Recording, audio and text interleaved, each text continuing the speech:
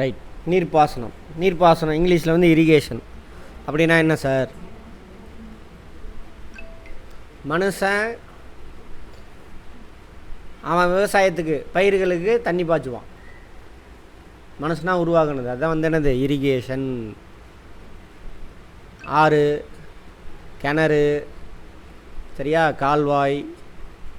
கால்வாய்னா மனுஷனாக வெட்டினது. ஆறுனா அதுவாக இயற்கையாக உருவானது, சரியா? அப்படி அந்த மாதிரி நீர்ப்பாசன வசதி, அதேமாதிரி நீர்ப்பாசன வசதி இரிகேஷன் ஃபெசிலிட்டி இருந்துச்சு அப்படின்னாக்கா அதை வந்து நன்சை அப்படிம்பாங்க. நன்சை கேள்விப்பட்டிருக்கீங்களா? நன்சை. நீர்ப்பாசன வசதி கிடையாது, வானம் பார்த்த பூமி, மழை பெஞ்சதுன்னா விளையும், எல்லாம் இல்லை அப்படின்னாக்கா அதுக்கு பேர் புன்சை. நீ எங்கம்மா ரொம்ப நாளாக காணோம்?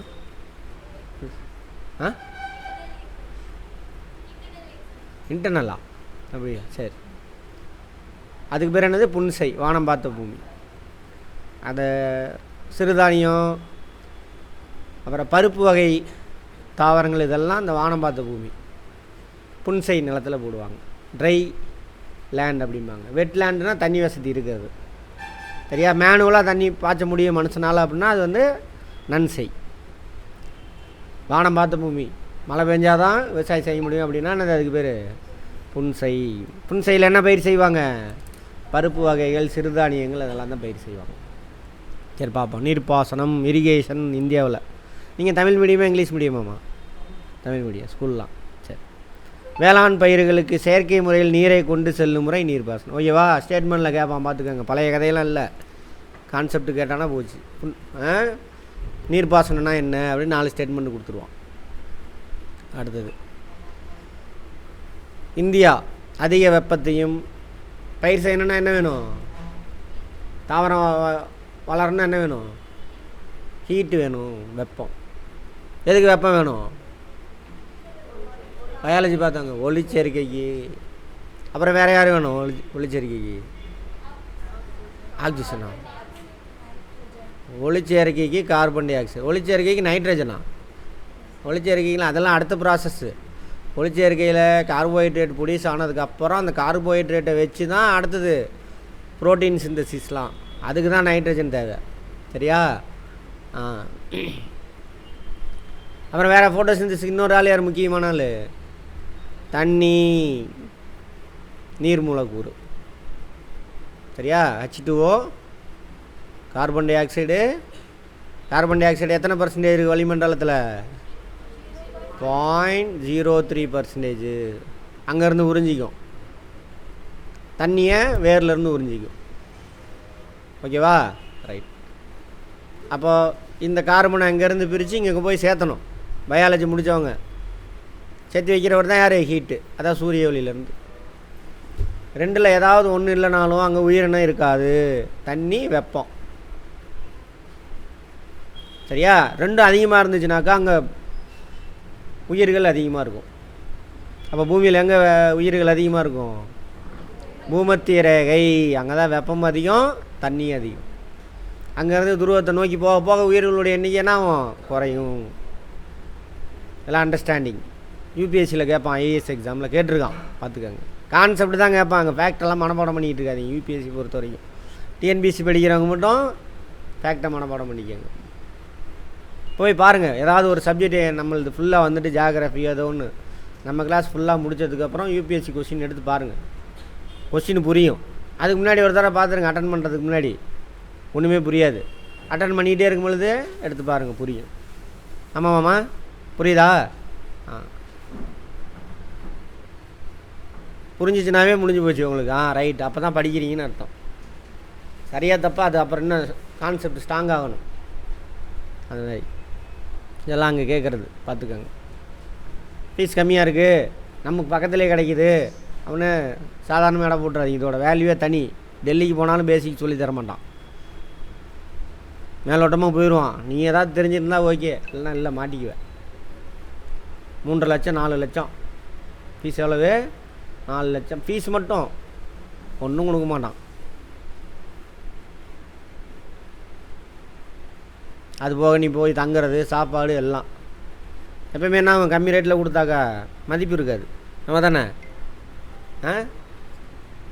அடுத்தது நீர்ப்பாசன ஆதாரங்கள் மூலங்கள். சரி, இங்கே பாருங்கள், அதிக இதுக்குள்ளே இவ்வளோ விஷயம் பாருங்கள். வெப்பம்னு எடுத்ததுக்கு இவ்வளோ விஷயம் பேசியிருக்கோம் அந்த வார்த்தைக்குள்ளே. இது ரிலேட்டட் நீர்ப்பாசனம் விவசாயத்தோட வெப்பம் சேர்ந்து இவ்வளோ விஷயம் பேசணும். அந்த வார்த்தைக்குள்ளே அவ்வளோ அர்த்தம் இருக்குது. வருஷம் ஃபுல்லாக வெப்பம் இருக்கா? ஏன் இந்தியாவுக்கு வெப்ப மண்டலத்தில் இருக்குது. Very good. வெப்ப மண்டலம், துணை அயன மண்டலம், tropical region, sub tropical region. அங்கே சூரிய ஒளியோட கோணம் எப்படி இருக்கும்? வருஷம் ஃபுல்லாக அதிகமாக இருக்கும். அப்போ வெப்பம் அதிகமாக இருக்கும், வெப்ப மண்டலம். சரி, அடுத்தது பட் இன்னொரு ஆள் யார்? தண்ணி, மழைப்பொழிவு. வருஷம் ஃபுல்லாக மழை பெய்யுதா இந்தியாவுக்கு? குறிப்பிட்ட காலம்தான். தென்மேற்கு பருவ காற்று காலம், அதில் வட இந்தியாவில் மழை கொட்டுன்னு கொட்டும். வடகிழக்கு பருவ காற்று கொஞ்சம் தென்னிந்தியா மட்டும்தான். ஆந்திரா, தமிழ்நாடு, கர்நாடகா, கேரளா. வடகிழக்கு பருவ காற்று சூறாவளி. அந்த 3-4 மாதம் பெய்கிற தண்ணியை வச்சு 12 மாதத்துக்கு விவசாயம் செய்யணும். அப்போ என்ன பண்ணணும்? நம்ம அங்கங்கே டேமு, நிலத்தடி நீரை சேமித்து வைக்கணும். இதெல்லாம் எஸ்ஐயில் இந்த கான்செப்ட் புரிஞ்சு எஸ்ஐ கேட்டால் அழகாக எழுதலாம். புரிஞ்சதை வச்சு எழுதணும். அங்கே ஒரு புக்கில் மனப்பாடம் பண்ணிட்டுலாம் போய் முதல்ல எழுதவே முடியாதனால அப்படியே எழுதினாலும் மார்க் வராது யூபிஎஸ்சி பொறுத்த வரைக்கும். சொந்தமாக நீ புரிஞ்சு உனக்கு பேப்பர் வித்தியாசமாக இருக்கணும். சரியா? எல்லோரும் ஒரே மாதிரி சமையல் பண்ணுறான், டெய்லியும் ஒரே மாதிரி. அப்போ அம்மா சமையல் இருக்குல்ல, டெய்லியும் சாப்பிட்றோம், ஏதாவது பாராட்டுறோம். புதுசாக எங்கேயாவது மாமா வீட்டுக்கு, அத்தை வீட்டுக்கு போயிருப்பீங்க, வித்தியாசமாக ஏதோ லைட்டாக வித்தியாசமாக இருக்கும், ஒரு சேஞ்ச் இருக்கும். அத்தை சூப்பர் த சட்டிட்டு கொடுக்குறீங்களா? அது மாதிரி தான் அவன் எல்லாம் ஒரு புக்கை மனப்பாடம் பண்ணிவிட்டு வாந்தி எடுக்கிறவனுங்க. 100 பேர் எழுதுறானா 100 பேரும் உன் பேப்பரு வித்தியாசமாக இருக்கும். அப்போ உனக்கு ஸ்கோர் அதிகமாக கிடைக்கும். சொந்தமாக புரிஞ்சு உன் ஓன் இதில் எழுதணும். அடுத்தவனுக்கு புரிகிற மாதிரி எழுதணும். உனக்கே என்னென்னு புரியாமல் எழுதுனாக்கா ஆமாம், அப்போ ஒன்றும் கிடைக்காது, பார்த்துக்கோங்க. அடுத்தது வறண்ட காலங்களில் வேளாண் நடைகள் மேற்கொள்ள நீர்ப்பாசனம் அத்தியாவசியமானது. ஆமாவா? தண்ணியை சேமித்து வச்சு நிலத்தடியிலையும் சேமிக்கலாம், டேமு கட்டி சேமிக்கலாம், அது வரலாம். அடுத்தது நீர்ப்பாசன ஆதாரங்கள் மற்றும் மூலங்கள் எங்கேருந்து கிடைக்குது? Sources of irrigation. நிலத்தோற்றம், மண், மழைப்பொழிவு, நிலநீர் மற்றும் நிலத்தடி நீர் இருப்பு, ஆற்றின் இயல்பு, பயிர்களின் தேவைகள் போன்றவற்றின் அடிப்படையில் பல்வேறு வகையான நீர்ப்பாசன வகைகள் பயன்பாட்டில் உள்ளது. கால்வாய். கால்வாய்னா ஆறு ஓடுது, ஆற்றுலேருந்து மேனுவலாக வெட்டி எடுத்துகிட்டு போகிறான், அதுக்கு பேர் கால்வாய். கேனால் அப்படிம்பாங்க. ஒரு பெரிய கேனால் பார்த்தோமே, எந்த கேனால்? சுதந்திரம் அடைஞ்சதுக்கப்புறம் எந்த கேனால்? இந்திரா காந்தி கேனால். அங்கே சட்லஜ் நதியில் இருந்தா இப்போ கூட சட்லஜ் இஷ்யூ போச்சு பாருங்கள், கரண்ட் அஃபேரில் வந்தது, கேட்பான். அதுலேருந்து எடுத்து ராஜஸ்தான், பஞ்சாப், ஹரியானா அங்கெல்லாம் நீர்ப்பாசன வசதி செஞ்சுருக்காங்க. அது மாதிரி கிணற்று நீர்ப்பாசனம். அடுத்து ஏரி பாசனம். நம்ம ஊரில் ஏரி நிறையா இருக்கா? தமிழ்நாடு ஃபுல்லாக ஏரி நிறையா இருக்கும். அதுவும் அந்த வறட்சியான மாவட்டங்கள், திருச்சி தாண்டிட்டுனா ஏரி நிறையா இருக்கும். அதேமாதிரி இந்த பக்கம் அது என்னது, காஞ்சிபுரம், அதை சுற்றிலும் ஏரி நிறையா இருக்கு. ஏன்? இங்கெல்லாம் மழை பொழிவு வருஷத்தில் அக்டோபர், நவம்பர், டிசம்பரில் தான் மழை பெய்யும். அப்போ அந்த தண்ணியை பிடிச்சி வச்சு விவசாயம் செய்கிறதுக்காக நம்ம முன்னோர்கள் அப்போ வாழ்ந்தவங்க ஏரி எங்கெங்கெல்லாம் பள்ளம் இருக்கோ, தண்ணி வழிஞ்சு ஓடி வருதோ, ஓடி வர இடத்துல ஒரு பள்ளம் இருக்கணும், அதை ஏரியாக மாற்றிட்டாங்க. சரியா? சரி, 4000 வருஷமாகவே இருக்குது அந்த என்னென்ன இதில் அதிகமாக. இதில் குழாய் கிணறு, இப்போ போர்வெல் போடுறோம்லாம் அதுதான் அதிகமாக இருக்குது. இந்த மாதிரி சார்ட்டு டேபிள்லாம் வந்து என்ன பண்ணணும்? அதிகமாக ஆர்டராக பார்த்து வச்சுக்கணும். டிஎன்பிஎஸ்சி பொறுத்த வரைக்கும் அதிகமாக போர்வெல் வந்துடுச்சு. அப்புறம் கிணறு தோன்றோம்ல, அது கால்வாய் 2வதா? 24%. அடுத்து 3வது கிணறு, பிற நீர் ஆதாரம் ஏதோ தெரில அப்படின்ட்டு. அந்த மாதிரி ஏரி மூலிமா 3% தான். கால்வாய் பாசனம் 2வது முக்கிய நீர்ப்பாசன ஆதாரம். கரெக்டா? 24. அது வட இந்தியாலாம் கால்வாய் அதிகமாக இருக்கும். தாழ்வான மற்றும் சமமான நிலப்பகுதி. பருமன் மிகுந்த வளமான மண். பருமன்னா அர்த்தம் திக்னஸ் அதிகம். வட இந்தியாவில், வட இந்தியா முழுவதும் என்னாச்சு,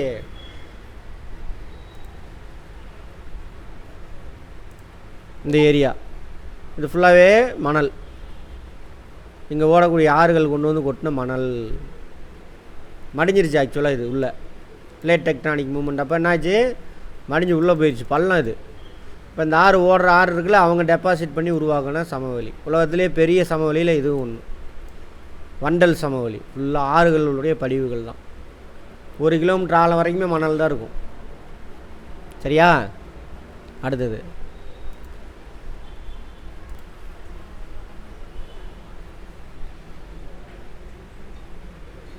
அங்கே பாரு, வற்றாத நீர் மூலங்கள். அதிக நீர்பிடிப்பு கொண்ட பகுதிகளில் கால்வாய் பாசனம் ஆதாரமாக உள்ளது. நீர்பிடிப்புனா அது வாட்டர் கேட்ச்மெண்ட் ஏரியா. நீர்பிடிப்பு வார்த்தையில் அர்த்தம் இருக்கா? வட இந்தியா இமயமலை முழுவதும் நீர்பிடிப்பு பகுதி. எதுக்கு? வட இந்திய ஆறுகளுக்கு நீர்பிடிப்பு பகுதி எது? இமயமலை. தென்னிந்திய ஆறுகளுக்கு முக்கியமான நீர்பிடிப்பு பகுதி எது? மேற்கு தொடர்ச்சி மலை. அந்த பக்கம் ராஜ்மஹால் ஹில்ஸ், எங்கே? ஒரிசா, பீகார். அங்கே வெள்ளப்பெருக்கு கால்வாய், கேனால், ஃப்ளட் கேனால்ஸ்.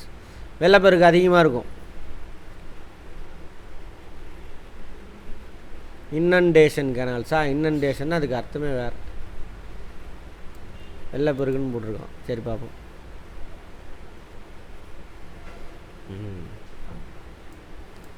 இது இந்த கால்வாய் என்ன பண்ணோம், மேனுவலாக நம்மளாக உருவாக்குறது. சரியா? இந்த மாதிரியான கால்வாய் எதுவும் நடுவில் தடுப்பு சுவரை எதுவுமே பண்ண மாட்டாங்க. ஆறு ஓடிக்கிட்டு இருக்கோம்,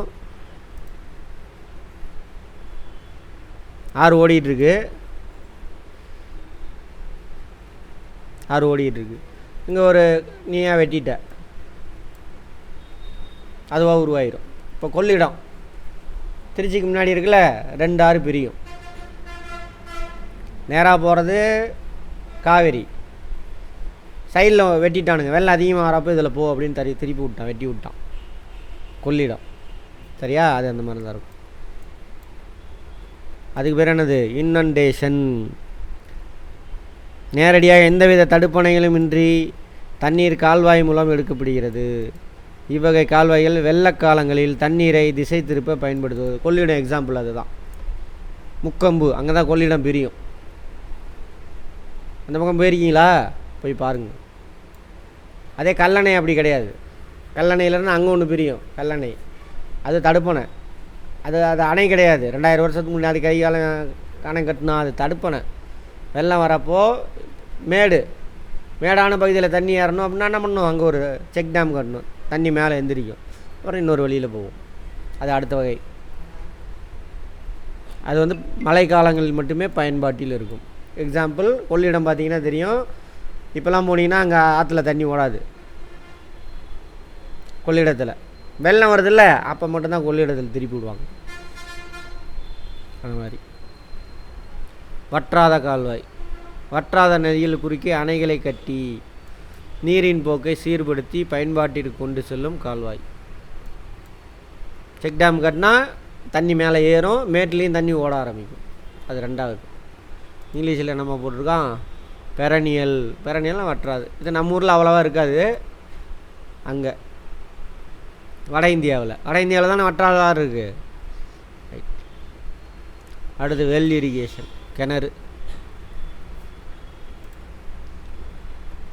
கிணறு ஒன்றும் இல்லை, இதோட மண் இருக்கும். மண் அப்புறம் ஹார்ட் ராக்கு எல்லாம், செதஞ்சு போன ராக்கு எல்லாம் ஒரு லேயர் இருக்கும். இது வரைக்கும் இருக்கும். இவ்வளோ ஆழத்துக்கு நம்ம மேனுவலாக வெட்டுவோம். இங்கே சுற்றிலும் ஊறி இருக்கிற தண்ணிலாம் என்ன ஆகும், வடிஞ்சு இங்கே வந்துடும், இறச்சிக்குவோம் வெளியில். இது ஹார்ட் ராக்காக இருக்கும். கிணறு வெட்டினா கீழே ஹார்ட் ராக் இருக்கணும். அப்போ ஹார்ட் ராக்குக்கு மேலே இருக்கக்கூடிய இந்த சாஃப்ட் ராக்கு ப்ளஸ் மண் இதில் இருக்கிற தண்ணிலாம் ஊறி கிணறுக்கு வரும், அதை எடுத்துக்குவாங்க. இங்கே ஹார்ட் ராக் கருங்கல், அது கீழே தண்ணி இறங்காது. சரியா? அந்த கருங்கல் கீழே போர் போட்டு எடுக்கிறது தான் எது, போர்வெல் கருங்கல் கீழேயும் அது தண்ணி வேறு எங்கேயாவது ஊறி இங்கே இறங்கி இங்கே வந்து நிற்கும். போர் போட்டிங்கன்னா கிடைக்கும். அது போர்வெல். கிணறுல 2. புவியில் செங்குத்தாக தோண்டப்பட்ட பள்ளம் அல்லது ஆழ்துளை போர்வெல்.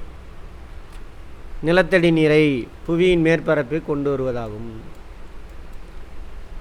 அந்த 3 மாதம் பெய்கிற தண்ணி தான் நிலத்துக்குள்ளே ஊறி போய் உள்ளே இருக்கும். கிணறு வெட்டி எடுத்து யூஸ் பண்ணிக்கலாம். அப்போ நிலத்தடி நீர் என்னது? சேமிப்பு இடம், சேமிக்கிற இடம். அடுத்தது நாட்டின் மலிவான மற்றும் நம்பகமான நீர்ப்பாசன ஆதாரம். Spelling mistake. மழைப்பொழிவு குறைவான பகுதிகளிலும் கால்வாய் மற்றும் ஏரி பாசனம் இல்லாத பகுதியிலும் கிணற்று பாசனம் பண்ணுறோம். ஆமாம் தானே? கிணறு மட்டும் நல்லா கரெக்டாக போர் மாட்டிக்கிச்சு அப்படின்னாக்கா வருஷம் ஃபுல்லாக விவசாயம் பண்ணிகிட்டே இருக்கலாம். திறந்த வெளி கிணறு, ஆழ்துளை கிணறு. போர் போடுறோம்லாம் மெஷின் வச்சு அது ஆழ்குழாய்.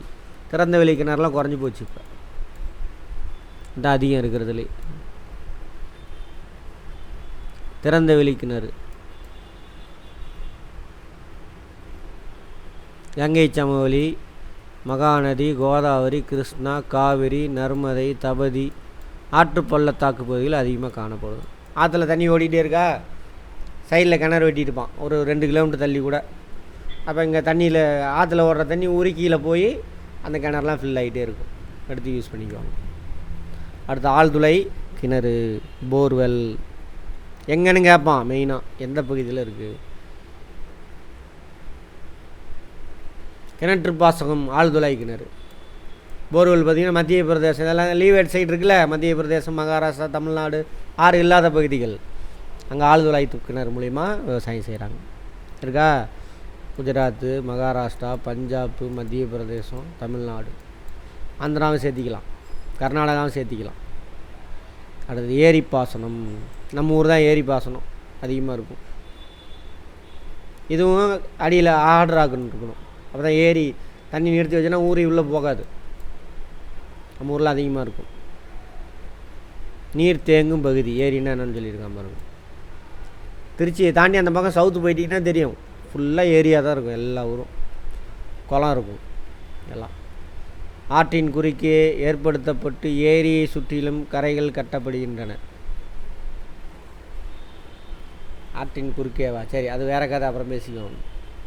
இங்கு நீரை சேகரித்து வேளாண்மை மற்றும் இதர தேவைகளுக்கு பயன்படுத்தப்படுகிறது. ஏரி பாசனம் இந்தியாவில் மிக பழமையான பாசன முறை. அது தமிழ்நாடு அதிகமாக. ஏரிகள் குளங்களையும் உள்ளடக்கியது. ஏரி குளம் ரெண்டுமே. குளம் ஏரினா பெருசாக இருக்கும், குளம்னா சின்னதாக இருக்கும். தீபகற்ப இந்தியாவில் ஏரி பாசனம் சிறந்து விளங்க கீழ்கண்ட காரணிகள். தீபகற்ப இந்தியானா எது? அதுதான்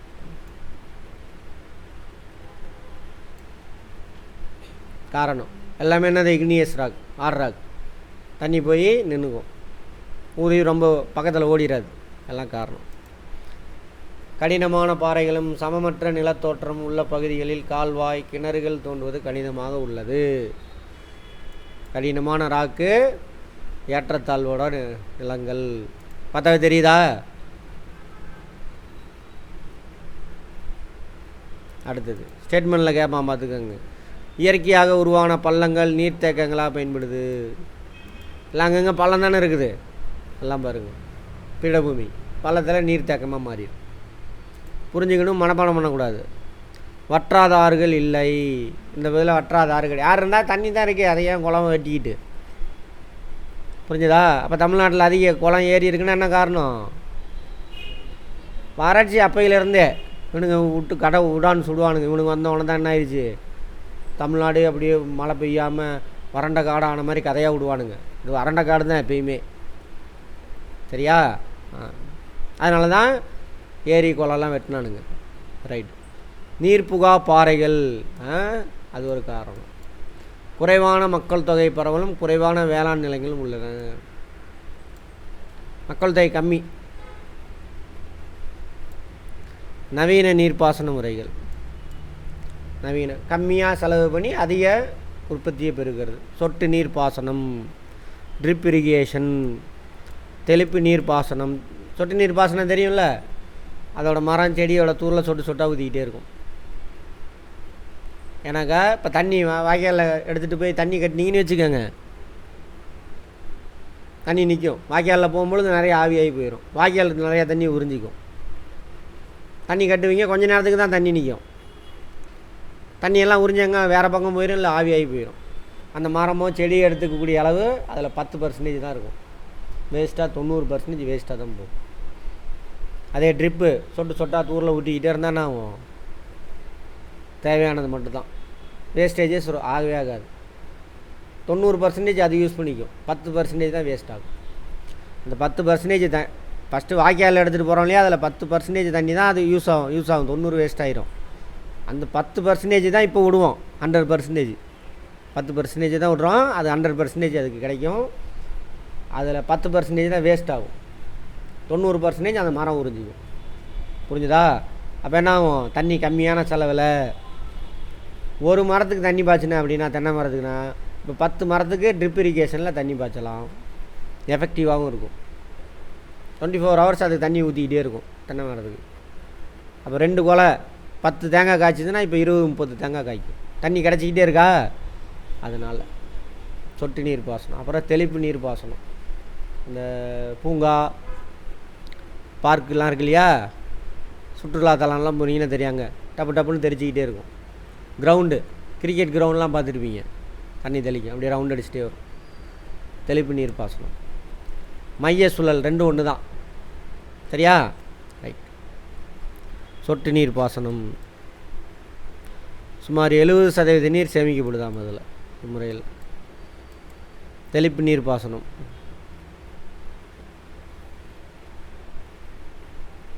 நான் சொல்லிட்டேன், அவ்வளோதான், படிச்சுக்கோங்க. வேக தெளிப்பு அதே புஷ்ஷுன்னு அடிக்கும். வேக தெளிப்பு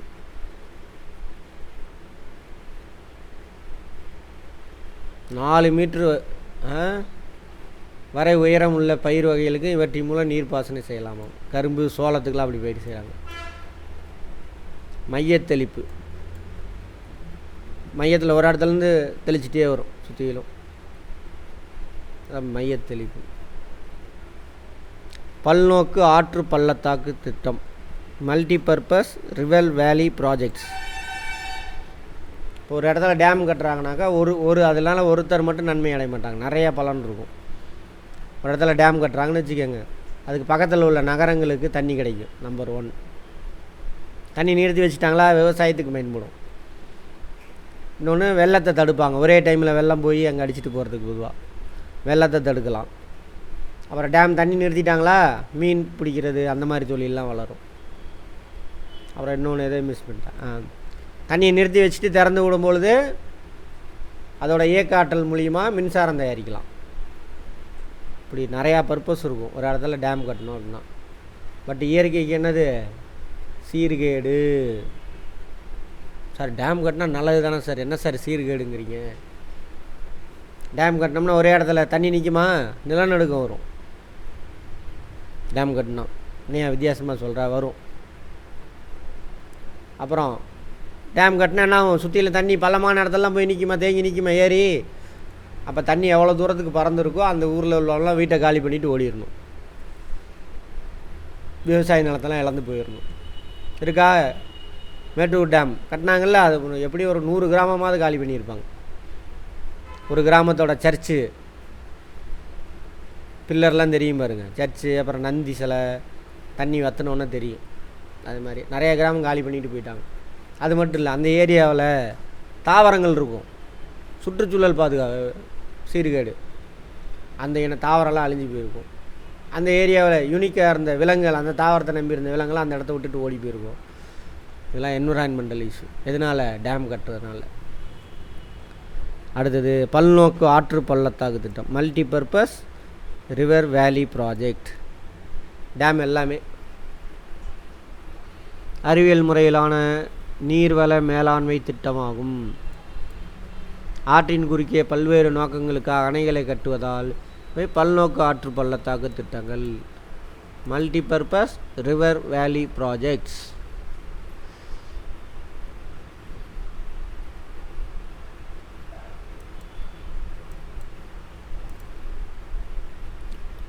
நீர்ப்பாசனம், நீர்மின் உற்பத்தி, தண்ணி குடிநீர், தொழிற்சாலைகளுக்கு நீர், வெள்ளத்தடுப்பு. இது மட்டும்தான் சொல்லாம விட்டேன்னா தொழிற்சாலைக்கு நீர் பக்கத்தில்.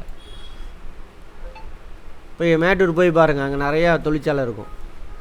அங்கே டேம்லேருந்து தண்ணி எடுத்துக்கிறதுக்காக நீர்வழி போக்குவரத்து யூஸ் பண்ணலாம். மீன்வள மேம்பாடு இதெல்லாம் நடக்குது.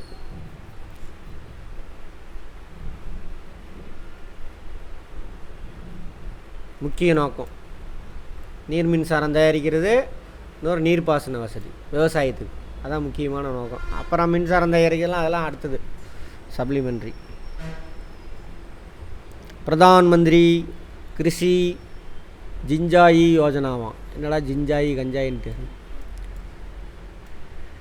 ஊரில் எல்லா மொழிக்காரன்ட்டையும் என்ன பண்ணுறானுங்க, பிச்சை எடுத்துக்கிறானுங்க. ஒரு மொழியை மட்டும் வளர்க்குறானுங்க. என்ன பண்ணுறது? என்னது சமஸ்கிருதம், ஹிந்தி கிடையாது, இதில் சமஸ்கிருதம். அடுத்தது பிச்சை எடுக்கிறானுங்களா? வரி யார் கொடுக்குறா? நம்ம தானே கொடுக்குறோம். எல்லா மொழி பேசுகிறவன் தான் நம்ம வரி கொடுக்குறோம். யோசிக்கணும். அதான் சொன்னேன், இந்தியனாக இருக்காதீங்க. கொஞ்சம் சிந்தனை திறன் உள்ளவனா மாறணும்.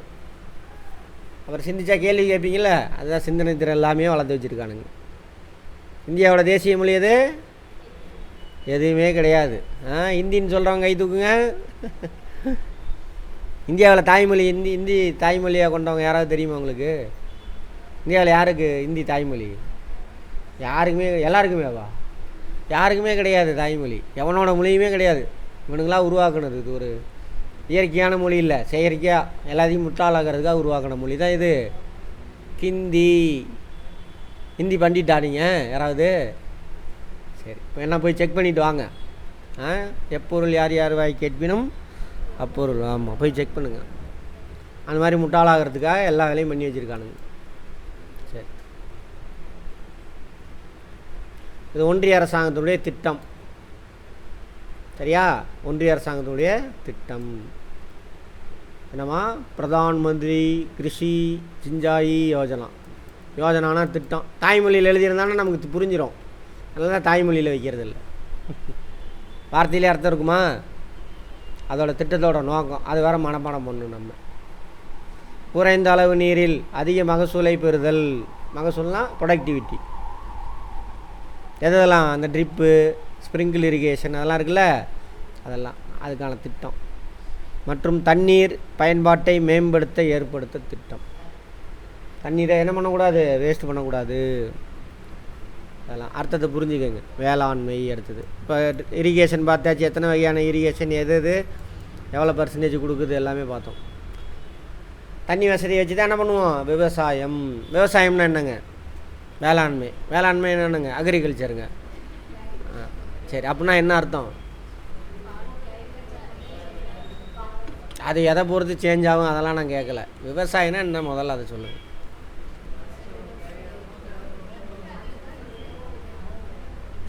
யார் சொல்கிறதே எனக்கு கேட்கல. உள்ளுக்குள்ளேயே முணங்கிக்கிறீங்க.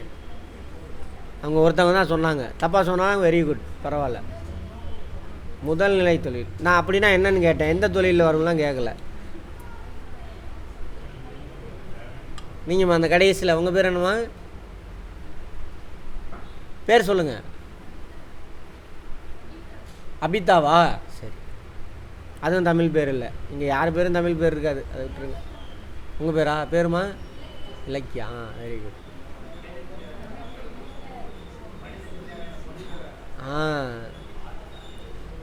அதாவது உயிரினங்களை வளர்க்குறது மூலியமா.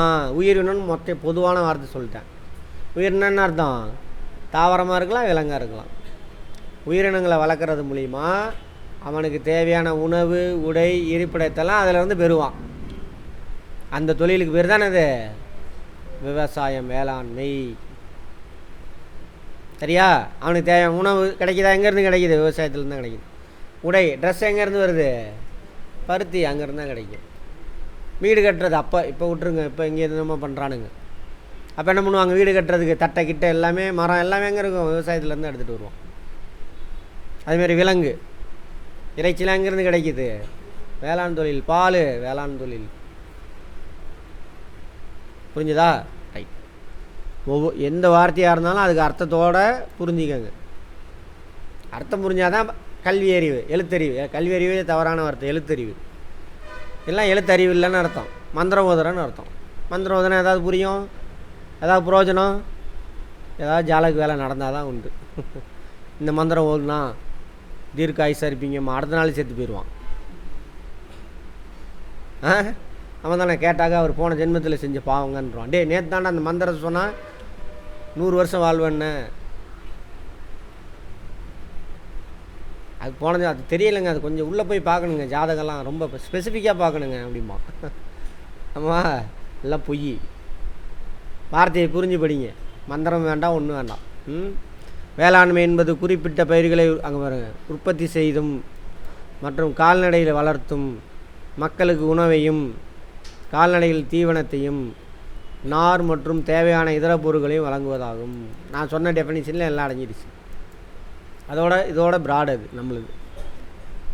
சரியா? அடுத்தது வேளாண்மை நிர்ணயிக்கும் காரணிகள். நீங்கள் சொன்னது என்னது? இது ஃபேக்டார்ஸ் அஃபெக்டிங் அக்ரிகல்ச்சர். இயற்கை காரணி, நிலத்தோற்றம், காலநிலை, மண். ஆமாவா? மண்ணை பொறுத்து அங்கே என்ன பயிர் செய்கிறது. கேரளாக்காரன் அரிசி நம்மளை நம்பியிருக்கான். ஏன்?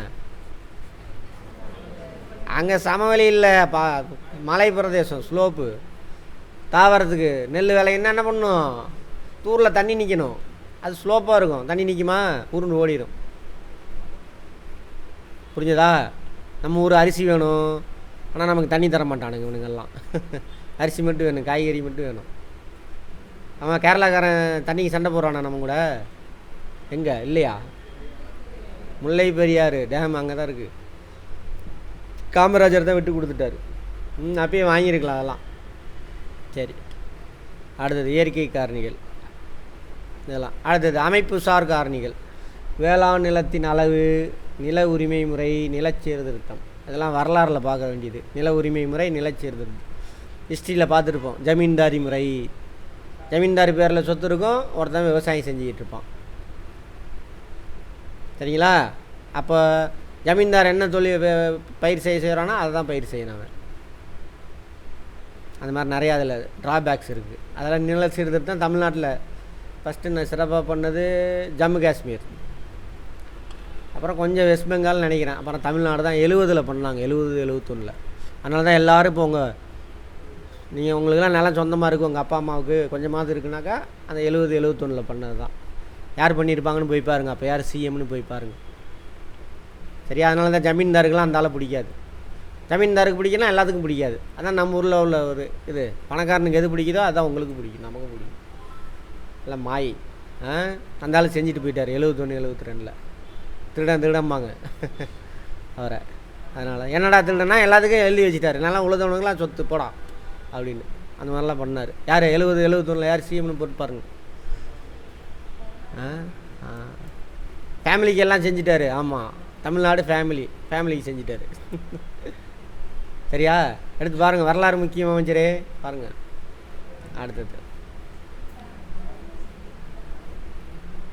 அடுத்தது உள்கட்டமைப்பு காரணிகள். நீர்ப்பாசன வசதி, மின்சாரம், போக்குவரத்து, சந்தை, காப்பீடு, சேமிப்பு வசதி, இதெல்லாம் பொறுத்து அங்கே என்ன பயிர் செய்கிறதுன்னு தீர்மானிப்பாங்க.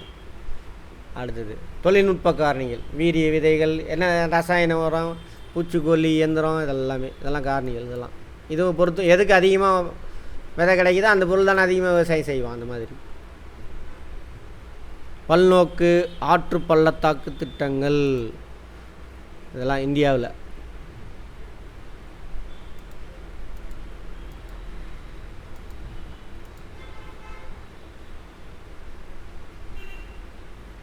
இது இண்டஸ் வேலி ரிவரில் இருக்குது. அங்கே அப்படியாப்பா ரைட்டில் அது மின்சாரம் தான் தயாரிப்பானுங்க. அங்கே என்ன விவசாயம் செய்ய போகிறானுங்க?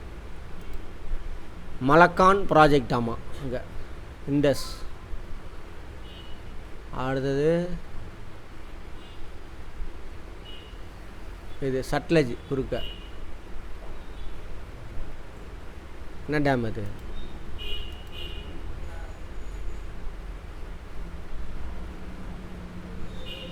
பக்ரானங்கள் மாற்றி போட்டிருக்கானுங்க. அடுத்து தெகிரி டேம். இடம் மாற்றி மாற்றி தான் வச்சுருக்கான். சம்பல் மத்திய பிரதேசில் டேம் பேர். சம்பல் நதி குறுக்க கட்டியிருக்கான். ராணா பிரதாப் சிங் டேம் அதே சம்பலில் தான் கட்டியிருக்கான். ரொம்ப வறட்சியான பகுதி இதெல்லாம். அடுத்தது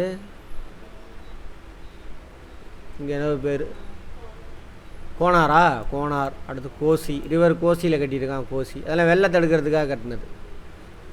அவ்வளோதான். இந்திரா சாகர் டேமு மத்திய பிரதேஷ் தான். சர்தார் சரோவர் டேம் அதுவும் மத்திய பிரதேசம். தப்தி இப்போ தான் திறந்து வச்சுருப்பாங்க. நாடு சுதந்திரம் அடைஞ்ச உடனே கட்ட ஆரம்பிச்சது. இப்போ தான் திறந்து வச்சுருப்பார். நம்ம கேடி தான் திறந்து வச்சுருப்பார். ஹீராகுட் டேம்.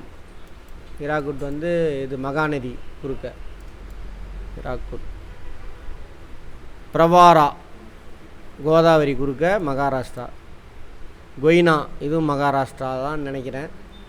துங்கபத்ரா டேம் வந்து ஆந்திரா. அடுத்தது நாகார்ஜுன சாகர் டேம் ஆந்திரா.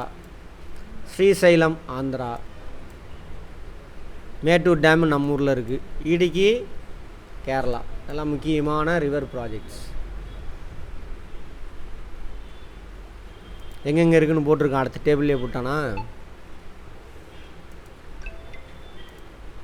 இதை பார்த்துக்கோங்க. இதிலேருந்து கேட்பான்.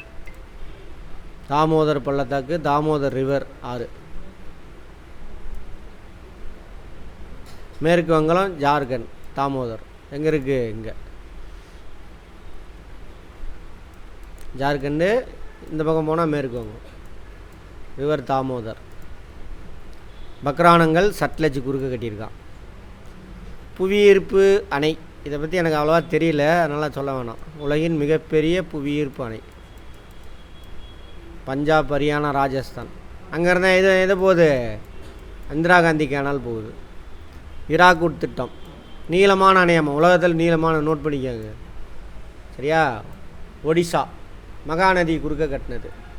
கோசி திட்டம் பீகார் மற்றும் நேபாளம். கோசி அங்கே கங்கையினுடைய மேற்கு கரையில் வந்து சேரக்கூடியது. எது? கோசி ரிவர். கோசி. துங்கபத்ரா. துங்கபத்ரா ஆறு ஆந்திர பிரதேஷ், கர்நாடகா ரெண்டு பேர்த்துக்குமே கிடைக்கிது. தெகிரி அணை பாகிரதி உத்தரகண்டில். இமயமலை உத்தரகண்ட் சரியா. தெகிரி எந்த ஸ்டேட்டில் இருக்குன்னு கூட கேட்பான், பார்த்துக்கோங்க. அல்லது பலநடை மாநிலங்கள். சம்பல் பள்ளத்தாக்கு ராஜஸ்தான் மத்திய பிரதேசம். சம்பல் ரிவர் சொன்னோம் இல்லையா, அது இங்கே தான். பூலாந்தேவி ஏரியா சம்பல்.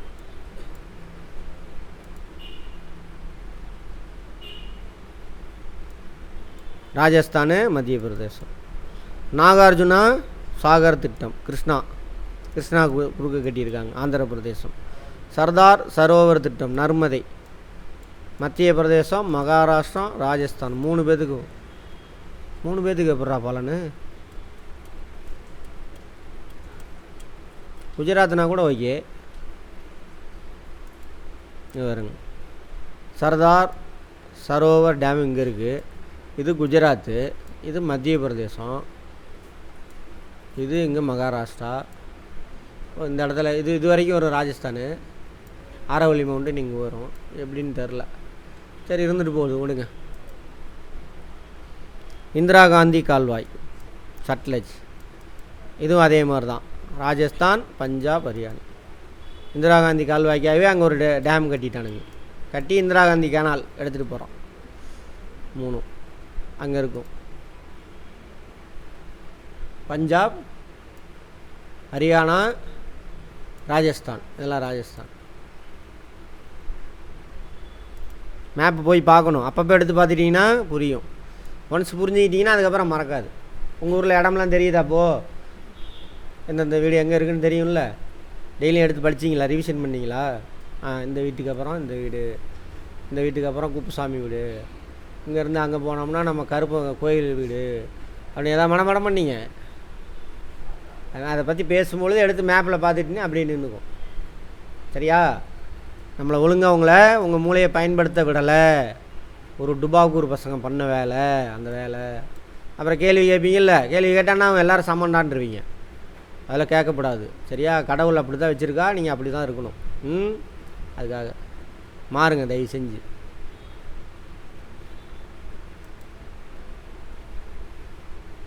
வேளாண்மையின் வகைகள். தன்னிறை வார்த்தையிலே அர்த்தம் பாருங்கள். அதான் தாய்மொழி. தன்னிறைவு, தனக்கு தேவையானது தானே பூர்த்தி செஞ்சுக்கிறது, அதான் தன்னிறைவு. செல்ஃப் சப்சிஸ்டன்ஸ் அப்படிம்பாங்க இங்கிலீஷில். அது எதாவது புரியுது? அதான் கொஞ்சம் இங்கிலீஷ் தெரிஞ்சதுனால அப்படியே ரைட் புரிகிற மாதிரி இருக்கும். செல்ஃப்னால் தானே, சப்சிஸ்டன்ஸ் அது தெரியாது. தனக்கு தேவை தாங்களே பூர்த்தி செய்கிறது. அவன் குடும்ப தேவைக்காக பயிர் செஞ்சு அதுக்கு பேர் என்னது? தன்னிறைவு வேளாண்மை. புரியுதா? எதுக்கு உங்களெலாம் இங்கிலீஷில் படிக்க வச்சாங்கன்னு? சார் இங்கிலீஷ் படித்ததுனால தான் அமெரிக்காவெலாம் நாங்கள் போய் வேலை செய்கிறேன் சார். அட முட்டா பசங்களா, நீ தமிழில் புரிஞ்சு படிச்சிருந்தீங்கன்னா, தாய்மொழியில் புரிஞ்சு படிச்சிருந்தா, அமெரிக்காவில் ஒரு புது ப்ராடக்ட் கண்டுபிடிச்சான்ல, அதேமாதிரி ப்ராடக்ட்டை இங்கே நீங்கள் தயாரிச்சிருப்பீங்க. அமெரிக்காக்காரன் வேலை தேடி நீங்கள் ஃபேக்ட்ரி ஓப்பன் பண்ணியிருப்பேன். அமெரிக்காக்காரன் வேலை தேடி என்ன பண்ணியிருப்பான்? உன் ஊருக்கு வந்திருப்பான். நீ முட்டாள்தனமாக இங்கிலீஷ் மனப்பாடம் பண்ணதுனால அவன் ஊரில் போய் வேலை செய்கிற. புரிஞ்சுதா? ஜப்பான்காரன் பாருங்கள், தாய்மொழியில் படித்ததுனால தான் இன்றைக்கி அமெரிக்காவில் ஜப்பான்கிட்ட பிச்சை எடுக்கிறான். சரியா? பாருங்கள், அப்படி தான் கெடுத்து விட்டானுங்க. சரி, எல்லாம் அந்த குரூப்பு தான் ஆரம்பித்ததே அதுதான். அவன் போனானு அவன் முன்னாடியே நீங்களும் போயிட்டீங்க எல்லோரும். யார்? இந்த மனப்பாடம் மந்திர குரூப்பு. இந்தியாவில் கணிசமான அளவு விவசாயிகள் தன்னிறைவு வேளாண்மை முறையை பின்பற்றுகிறார்கள். அவன் குடும்ப தேவைக்கு தான் பூர்த்தி செய்ய போக மிச்சத்தை சேல் பண்ணுவான். பெரும்பாலும் குடும்ப உறுப்பினர் உதவியுடன் சாகுபடி செய்யப்பட்டு நிலத்தின் மொத்த விளைச்சலில் பெரும்பகுதி குடும்ப உறுப்பினரால் நுகரப்பட்டு மீதமுள்ளவை மட்டும் அருகில் உள்ள சந்தையில் விற்பனை செய்யப்படுகிறது. ஓகேவா? அர்த்தம் புரியுதா? வார்த்தை அங்கே பார்த்தோன்னே தெரியும் கான்செப்ட். இப்படி தான் படிக்கணும். என்ன அர்த்தம் இதுக்கு அப்படின்னு. ஒன்ஸ் அந்த வார்த்தையை பார்த்தா நான் அவரை கதை அடிக்க வேண்டியதுதான். அடுத்தது, உணவு பயிர்களுக்கு முக்கியத்துவம் அளிக்கப்பட்டாலும் உணவு பயிர் தான் முக்கியமாக குடும்ப தேவைக்கு. கரும்பு, எண்ணெய் வித்துக்கள், பருத்தி, சணல், புகையிலை சிறிய அளவில் பயிர் செய்கிறாங்க. எதுக்குன்னா காசு சம்பாதிக்கிறதுக்காக. இதெல்லாம் பணப்பயிர்கள். பாரம்பரிய விவசாய முறையானதால் குறைவான உற்பத்தியை அளிக்கிறது. உற்பத்தி திறன் கம்மியாக இருக்கும். ஒரு ஏக்கரில் விளையிறது 10 மூட்டை அந்த மாதிரி தான் விளையும். வீரிய வித்துக்கள், ரசாயன உரம்லாம் போட்டிங்கன்னா 20-30 ஏட்ட மூட்டையெல்லாம் விளையும். ஓகேவா? அதில் ஒன்று இடப்பெயர்வு வேளாண்மை. இதில் ஒன்று தான் அது. தண்ணீர் வேளாண்மையில் இது ஒன்று. இடப்பெயர் வார்த்தையில் அர்த்தம் இருக்கா? இங்கிலீஷ் மீடியம்லாம் கை தூக்குங்க. பரவாயில்ல, நான் உங்களெல்லாம் தப்பு சொல்லலை. இந்த துபாகர் சமூகம் தான். நீங்கள் என்ன பண்ணுவீங்க? பிடிச்சிட்டு போய் தள்ளி விட்டானுங்க. என் பிள்ளை மம்மி டாடின்னு சொல்லணும்னு சொல்லி. ஆமாம் தானே? அவ்வளோ பேர் தான் இங்கிலீஷ் மீடியமா? பரவாயில்ல.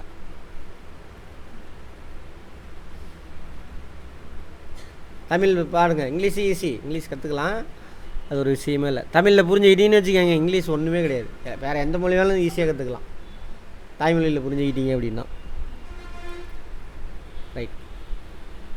இவ்வகை வேளாண்மை இடப்பெயர். பார்த்தீங்களா? இடப்பெயர் அப்படின்னா என்ன இருப்போம்? இன்றைக்கி ஒரு இடத்துல விவசாயம் செய்வான், 2-3 போகம், நாளைக்கு வேறு இடத்துக்கு போயிடுவான். அந்த மாதிரி பண்ணுறாங்களா சார்? இன்னும் பண்ணுறாங்க. பழங்குடியின மக்கள், ஒரிசா, மத்திய பிரதேசம், சரி, ஆந்திரா, ஜார்க்கண்ட், சத்தீஸ்கர், அங்கே எல்லாமே பழங்குடியின மக்கள் இந்த விவசாயத்தை என்ன பண்ணிகிட்ருக்காங்க? இடப்பெயர் வேளாண்மை. இன்றைக்கி போவான், காட்டை அழிப்பான், எல்லாத்தையும் போட்டு எரிப்பான், விவசாயம் பண்ணுவான். ஒரு 5-6 போகம் விவசாயம் பண்ணுவான். 5-6 தடவை போகம்னா 5-6 தடவை 2-3 வருஷம் விவசாயம் செய்வான். மண்ணில் உள்ள வளத்தெல்லாம் என்ன பண்ணிடும்? இந்த தாவரம் வளர்ந்துட்டு போயிருக்கும், எடுத்துகிட்டு வளர்ந்துருக்கும். அப்போ மண்ணில் அந்த வளம் குறைஞ்சி போயிடும். உடனே அந்த லேண்டை விட்டுருவான், பக்கத்து லேண்டுக்கு போவான், காட்டை அழிப்பான், விவசாயம் பண்ணுவான், அப்புறம் அந்த லேண்டை விட்டுருவான். இப்படி போயிட்டே இருப்பான். இது பழமையான முறை. விவசாயம் செஞ்சும் பொழுது ஃபஸ்ட்டு இந்த முறையை தான் பின்பற்றுனாங்க 4000 வருஷத்துக்கு முன்னாடி.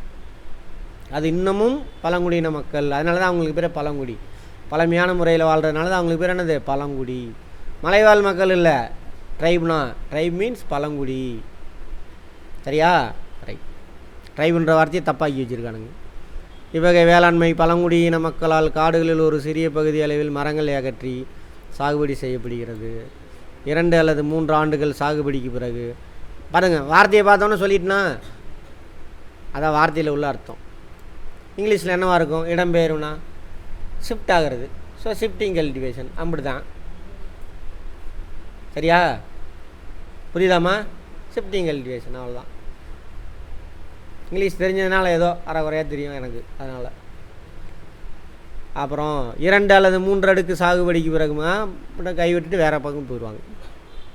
இவ்வாறாக இது தொடர்ச்சியாக நடைபெறும் சில உணவுப் பயிர்களும் காய் பயிர்களும் மனித உழைப்பின் மூலம் பயிரிடப்படுகிறது. வெட்டுதல் மற்றும் எரித்தல், மரத்தெல்லாம் வெட்டுறாங்கள்ல, அதனால் வெட்டுதல் மற்றும் எரித்தல். இங்கிலீஷில் அந்த ஸ்லாஷ், எரித்தல்னா அந்த burn, slashing and burning cultivation இன்னொரு பேர். ஷிஃப்டிங் கல்டிவேஷன் இங்கிலீஷில் அவ்வளோதான். சரியா? நல்லா புரிஞ்சிட்டு போய் இங்கிலீஷ் படிங்களே, இன்னும் சூப்பராக புரியும். இந்தியாவில் உள்ள இடப்பெயர்வு வேளாண்மையின் பல்வேறு பேர், ஒவ்வொரு மாநிலத்தில் ஒவ்வொரு பேர். கேரளாவிலேயே இருக்காமா பொன்னம், டிஎன்பிசியில் கேட்பான், டிஎன்பிசி எஸ்ஐ போலீஸ் எல்லாம் பார்த்துக்கோங்க. அஸ்ஸாமில் ஜூம், ஆந்திரா ஒரிசாவில் வந்து பொடு கேட்பான். எந்த மாநிலத்தில் இடப்பெயர்வு வேளாண்மை பொடு என அழைக்கப்படுகிறது, வழங்கப்படுகிறது அப்படின்னு கேட்பான். சரியா? அந்த மாதிரி. அடுத்து பீவார், மாசான், மத்திய பிரதேசத்தில் எத்தனை இருக்குது, பெண்டா, பீரா, அந்த மாதிரிலாம். தீவிர வேளாண்மை, இன்டென்சிவ் கல்டிவேஷன், அது ரெண்டும் செல்ஃப் சப்சிஸ்டன்ஸ்.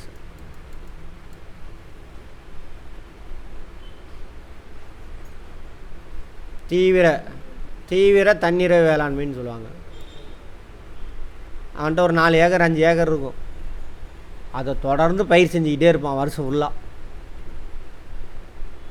அந்த விவசாய நிலத்தை போட்டு பெண்டு கழட்டிடுவான்.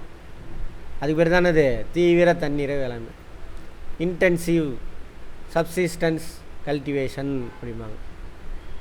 இன்டென்சிவ்னா தீவிரமாக நீர்ப்பாசன வசதி இருக்கும், உரம் பயன்படுத்தி தொடர்ந்து, ஏன்னா மண் வளம் குறைஞ்சிரும்ல, உரத்தை போட்டு பாவம் அந்த வயலை புழிஞ்சு எடுக்கிறது. அதான் தீவிர வேளாண்மை.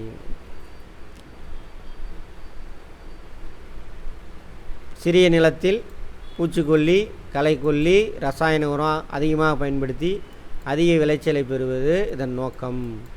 வருஷம் ஃபுல்லாக என்ன பண்ணுவான், பயிர் செஞ்சுக்கிட்டே இருப்பான். வறண்ட நில வேளாண்மை, எரீடு அல்லது ட்ரை, அல்லது நம்ம ஊரில் என்ன சொல்லுவோம், புன்சை. சரியா? அது நீர்ப்பாசன வசதி இல்லாத அங்கே பயிர் செய்கிறது. அங்கே எதான் பயிர் செய்வாங்க, நீர்ப்பாசன வசதி கம்மியாக தேவைப்படக்கூடிய பருப்பு வகைகள், சிறுதானியங்கள் பயிர் செய்வாங்க. அவ்வளோதான். இந்த பகுதியில் பயிரிடப்படும் பயிர்கள் வறட்சியை தாங்கக்கூடியவை. பாசன வசதி உதவியுடன் பயிரிடப்படும் பயிர்கள் இவ்வேளாண்மையின் கீழ் பயிரிடப்படுகின்றன. பாசன வசதியோடு செய்கிறாங்க, போர் போட்டுட்டு செய்கிறாங்கன்றானுங்க. விளைச்சல் மகசூல் கம்மியாக தான் இருக்கும். அங்கே 1 ஏக்கருக்கு விளையுதில் ப்ரொடக்டிவிட்டி கம்மியாக தான் இருக்கும். ஒரு பயிர் தான் பயிர் செய்வாங்க. நான் வருஷம் ஃபுல்லாக சும்மா கிடக்கும். வடகிழக்கு பருவக்காற்று வருதா, ஆடி மாதம் லைட்டாக தூரி இருக்கும், உழுது விதைச்சிருப்பாங்க, வளரும். கரெக்டாக தை மாதம் அறுவடை நடக்கும். அப்போ தான் தை மாதம் தை பொங்கலுக்கு குழம்பு வைக்கிறாங்களா, என்னென்ன போடுவாங்க, பூசணிக்காய், மொச்சை, அவரைக்காய், முருங்கைக்காய், கத்திரிக்காய், பொரியல், அந்த கிழங்கு இதெல்லாம் போடுவாங்க. ஏன், இப்போ போட்டது அறுவடை அந்த டைமில் எல்லாம் பயிர் செஞ்சு ஒரே டைமில் வரும், அதனால் அதெல்லாம் போட்டு குழம்பு வச்சாங்க. இப்போ அதெல்லாம் என்ன பண்ணுறீங்க, கடையில் வாங்கிட்டு வந்து இப்போ குழம்பு வைக்கிறோம். சரியா? என்னம்மா, என்ன டவுட்டு கேளுங்க, டவுட்னா கேளுங்க. டவுட்டு கேட்குறதுக்கு தான் இங்கே வரீங்க. சரியா? இங்கே வரதுக்கு எவ்வளோ ப்ளஸ்ஸே அதுக்கு தான். கிளாஸ் ரூம்னா வாதியார் ஒப்பிப்பார், நீங்கள் உட்காந்து எழுதுறது இல்லை. நான் கதையாக சொல்கிறேன்னா கதையை புரிஞ்சுட்டு என்ன பண்ணணும், இதில் டவுட் இருக்குன்னு கேட்கணும். அதான் கிளாஸ் ரூமோட நோக்கமே. நம்ம ஸ்கூல் காலேஜில் கெடுத்து விட்டாங்க தானே, வாய் பேசாத, கேள்வி கேட்குறியா வாயாடி அப்படின்னு வாயை திறக்க விடாமல் மழுங்கடிச்சிட்டானுங்க. அது குழந்தையில. அப்புறம் இப்போ தான் நீங்களாம் யார் காலேஜ் வந்துட்டீங்களா, என்னாச்சு, அடல்சன் ஏஜ்லாம் முடிஞ்சு பெரிய ஆள் ஆகிட்டீங்க. அவன் தானே பெரிய ஜீவன். நம்மளோட என்ன தெரிய போகுது, நமக்கு எல்லாம் தெரியும். நம்ம ஏதாவது கேட்டோம்னா என்ன ஆகும், ஐயோ இது கூட தெரிலன்னு இந்த ஆள் திட்டுவான் அப்படின்னு நினச்சிக்கிறது. என்னங்க மனப்பான்மை, சுப்பீரியாரிட்டி காம்ப்ளெக்ஸ், இது 2 இருந்தால் கட் பண்ணிடணும். சரியாக கட் பண்ணிட்டீங்கன்னா கேள்வி வரும், கேள்வி கேட்டுகிட்டே இருக்கலாம். கேளுங்க.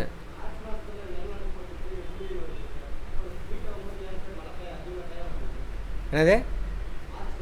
ஆ, நிலநடுக்கத்து மார்ச் மாதமா? அப்போ அதுக்கு முன்னாடி வரைக்கும் நம்ம ஊர் குளிராக இருந்துச்சுல்ல. இப்போ தான் நம்ம ஊரை விட்ருங்க, நிலநடுக்க ஓட்டு பகுதி மார்ச் மாதம் மழை பெஞ்சிக்கிட்டு தான் இருக்கும். நம்ம ஊருக்கு வரல.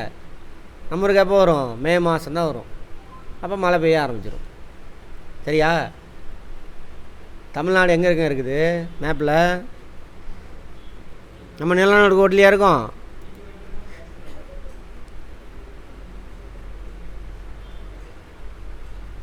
இங்கே இருக்குது ஈக்குவேட்டர். ஈக்குவேட்டரை வச்சு தான் படிக்கணுமே நீங்கள். அப்படின்னா என்னன்னே தெரியாமல் படிச்சுட்டு இருக்கிறோம். எதுக்கு எதுனே தெரில, கோடு கோடாக போட்டிருக்கான். ஆமாம் தானே? இங்கே தான் வந்து சொல்லி கொடுத்துருக்கேன். அதையா புரிஞ்சுக்கிட்டீங்களா இல்லையான்னு தெரில. இல்லை இதெல்லாம் கேட்க மாட்டாங்க அப்படின்னு ஒதுக்கிட்டீங்களான்னு தெரில. அப்படி தான் நிறைய பேர் ஓடி போயிடுவானுங்க. ஐயோ, நான் 10வது வரைக்கும் உள்ள புக்கில் உள்ளதான் எக்ஸ்பிளைன் பண்ணுறேன். ஒருத்தன் போய் சார் வந்து ஐஏஎஸ் எக்ஸாம் லெவலுக்கு நடத்துகிறாருன்றானாமா. டேய் முட்டாப்பையில், எங்கள் புக்கில் உள்ளதை என்னென்ன எக்ஸ்பிளைன் பண்ணுறான் அவ்வளோதான்.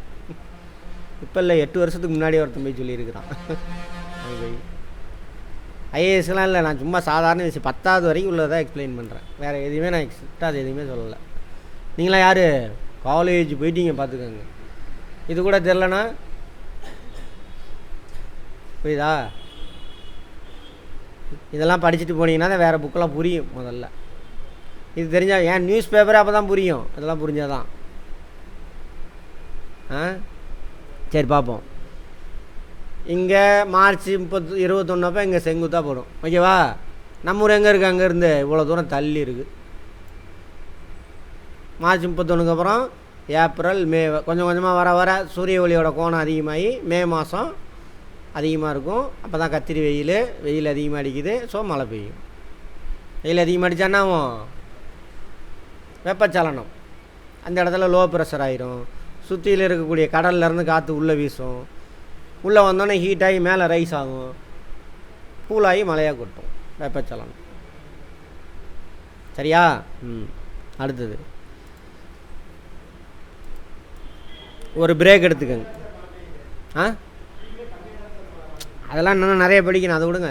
ஃபஸ்ட்டு நம்ம அந்தளவுக்கு வானிலை ஆராய்ச்சியாக பண்ண போகிறோம். லைட்டாக பேசிக் தெரிஞ்சால் போதும். தெரிஞ்சால் என்ன சொல்லுவாங்களே பழமொழி, வச்சா குடுமி சிரைச்சா மொட்டை அப்படின்னு. படித்தா ஒரே டீப்பாக தெரிஞ்சுக்கிறது, இல்லை தெரியாமல் விட்டுறது. சரி, பிரேக் எடுத்துக்கோங்க. கலப்பு பண்ணைன்னு சொல்லணும். இதை தப்பாக போட்டிருக்கானுங்க. மிக்ஸ்டு ஃபார்மிங் அப்படின்னு சொல்லுவாங்க இங்கிலீஷில். ஒரு லேண்ட் இருக்கும், அங்கே நெல் பயிர் செய்வான், தென்னை மரம் வச்சுருப்பான், மீன் வளர்ப்பான். ஒரே லேண்டில் ஆடு மாடு வளர்ப்பான். சரியா? அதான் மிக்ஸ்டு ஃபார்மிங்கிறது. அப்புறம் தேனீ வளர்க்குறது எல்லாம் கலந்து செய்கிறது ஒரு லேண்டில். அதனால் விளைச்சலும் பெருகும், வருவாயும் பெருகும். இப்போ எக்ஸாம்பிள் பாருங்களேன். இப்போ நெல் பயிர் செய்கிறது. நெல்லுக்கு வந்து தூரில் தண்ணி நின்றுக்கிட்டே இருக்கணும். தண்ணி எவ்வளோ வேணாலும் கட்டிக்கலாம். அடியில் அதில் மீனை விட்டுருவான். மீன் என்ன பண்ணும், இந்த இலை தலை மக்கள்லாம் இருக்குல்ல, அதை சாப்பிட்டு டீகம்போஸ் பண்ணி போடும். அதை எடுத்துகிட்டு நெல் நல்லா வளரும். அப்புறம் நெல் வந்து என்ன, பாலினேஷன் நடக்கணும். தேனீ வேணும். தேனீ வளர்க்கும் பொழுது என்ன பண்ணும், அதோட பூவிலேருந்து தேன் எடுத்துக்கும். தேனி என்ன பண்ணும், அந்த பாலினேஷனுக்கு ஹெல்ப் பண்ணும். அப்புறம் விளைச்சல் பெருகும். அப்புறம் அந்த கருதெல்லாம் அறுவடை பண்ணி நெல் அடித்தோன்னா அந்த கருதை என்ன பண்ணலாம், ஆடு மாட்டுக்கு போட்டுடலாம். திரும்ப ஆடு மாடு என்ன பண்ணும், அந்த வைக்கி உள்ளதெல்லாம் சாப்பிட்டுட்டு டீகம்போஸ் பண்ணி சாணியை கொடுக்கும். சாணி எடுத்து திரும்ப என்ன பண்ணலாம், உரமாக போட்டுடலாம். இப்படி ப்ரொடக்டிவிட்டியும் அதிகமாகும், அவனுக்கு வருவாயும் பெருகும். யாருக்கு? விவசாயி. அதெல்லாம் மிக்ஸ்டு ஃபார்மிங். அதான் அந்த படத்தில் போட்டிருப்பான் பாரு, படிக்கட்டு முறை வேளாண்மை. மலை பிரதேசங்கள்லாம் இருக்கு இல்லையா, படத்துலலாம் கூட பார்த்துருப்பீங்க. இந்த படத்தில் கூட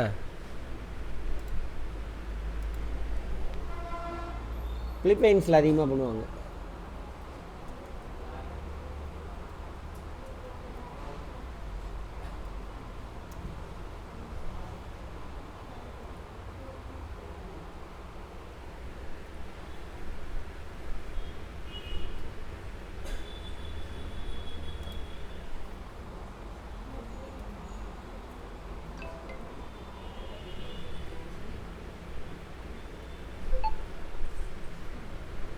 படிக்கட்டு வேளாண்மை அப்படிம்பாங்க.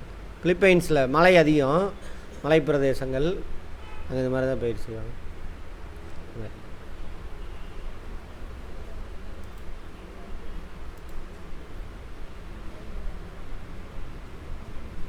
மலை பிரதேசங்களில் பின்பற்றப்படுகிறது.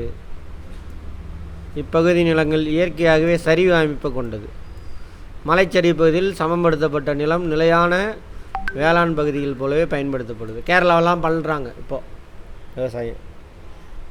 சமமான நிலப்பகுதி குறைவாக இப்பகுதியில் பிலிப்பைன்ஸ் உலகத்தில் இங்கே இருக்கும். இப்போ கூட பிலிப்பைன்ஸ் நிலநடுக்கம் வந்துச்சா? நிலநடுக்கம் லேட்டஸ்ட்டாக எங்கே வந்துச்சு? ஆப்கானிஸ்தான் பிளேட் பவுண்ட்ரி ஆப்கானிஸ்தான் போன வாரம்.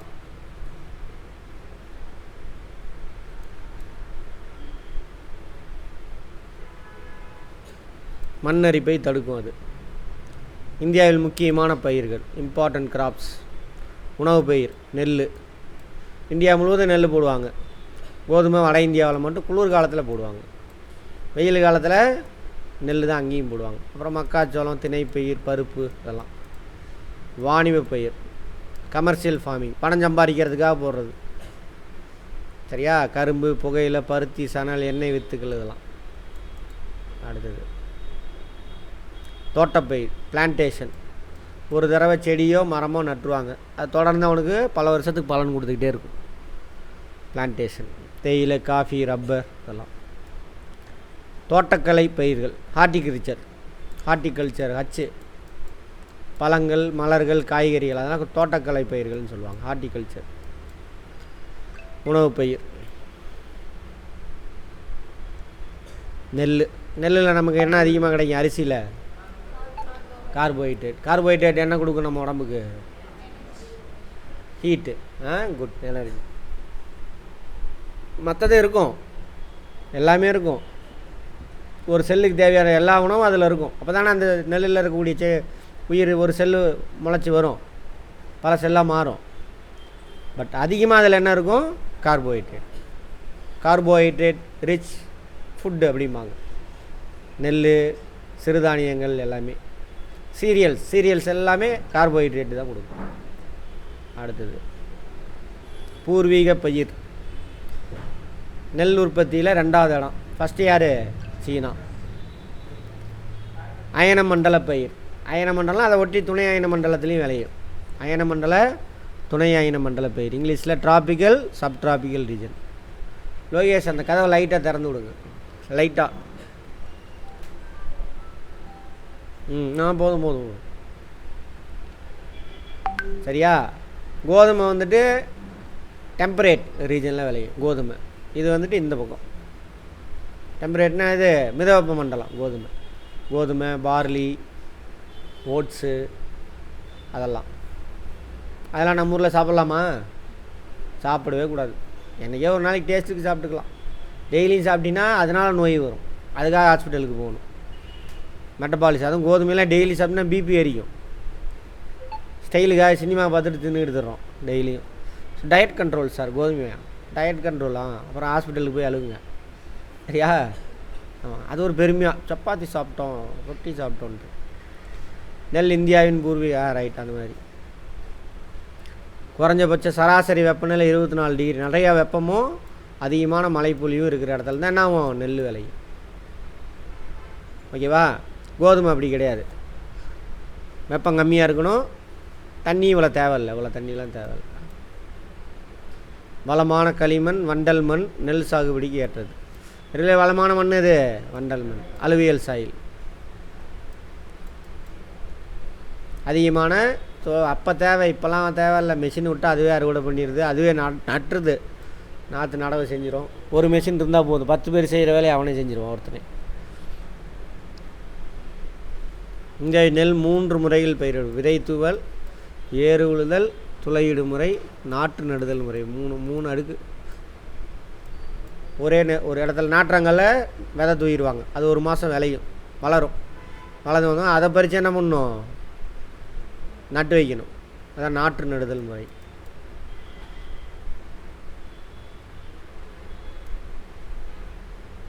காலத்தை பொறுத்து 3 இந்தியாவில்.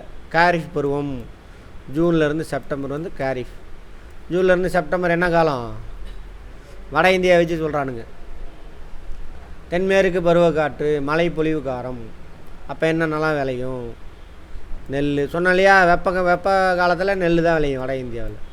பருத்தி, மக்காச்சோளம், சோளம், கம்பு, உளுந்து இதெல்லாம். தென் மாநிலங்களில் நெல், கேழ்வரகு, மக்காச்சோளம், கம்பு, நிலக்கடலை. உளுந்து விளையில நம்ம ஊரில் நிலக்கடலை. அடுத்தது ராபி, அக்டோபர் மார்ச் குளிர்காலம். ராபி. வட இந்தியாவில் கோதுமை, பருப்பு, ஆலிவ். மழை பெய்யாதில்ல, இதெல்லாம் விளையும். பார்லி குளிர்காலத்தில் தான் விளையும். அங்கேயே பாருங்கள், குளிர்காலத்தில் தான் விளையும். குளிர்காலத்தில் தான் இதுவே சாப்பிடுவானுங்க. அப்போ குளிர்காலத்தில் சாப்பிட்லாம். எங்கே குளிராக இருக்கோ அங்கே சாப்பிட்லாம். இது நம்ம ஊரில் வெயில், வேகாத வெயில். அங்கே சாப்பிட்டோம்னா அவ்வளோதான். இங்கே அதே அந்த காலத்தில் இதுதான் விளையும். அது விளையாது. சையத் வெயில் காலம். பழங்கள், காய்கறிகள் இதெல்லாம் விளையும். காய்கறி, பழங்கள், திணைப்பயிர். நம்ம ஊரில் நெல், காய்கறி, தீவன பயிர்கள் போட்டுக்கிறாங்க.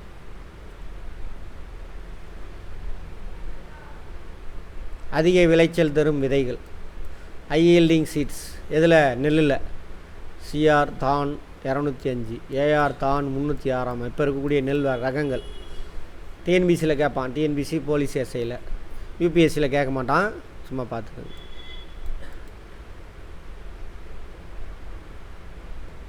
இதெல்லாம் புதுசு, லேட்டஸ்ட்டு. மேற்கு வங்கம், உத்தரப்பிரதேசம், பஞ்சாப், தமிழ்நாடு, ஆந்திரா, பீகார், சத்தீஸ்கர், ஒடிசா, அஸ்ஸாம், ஹரியானா. முதல் 10 மாநிலங்களாமா.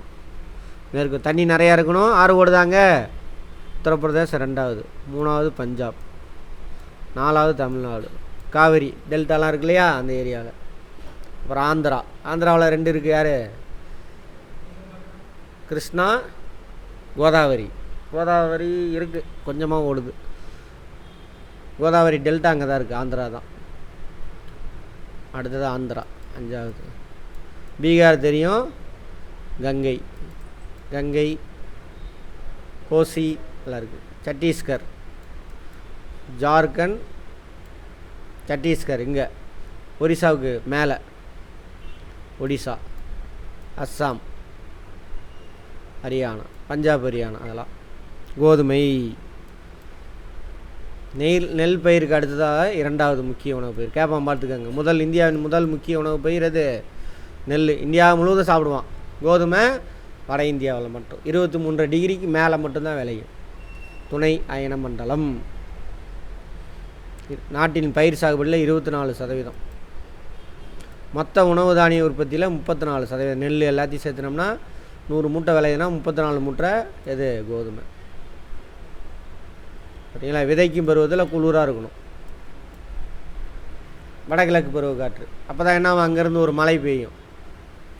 வெஸ்டர்ன் டிஸ்டர்பன்ஸ், மேற்கத்திய இடையூறு காற்று. பார்த்தோமா, அப்படியே தூறலாக விழுவாங்க குளிர் காலத்தில். எப்போ? இப்போ அக்டோபர் மேலே. அக்டோபர், நவம்பர், டிசம்பரில் உழுது விதைச்சிடுவானுங்க கோதுமை.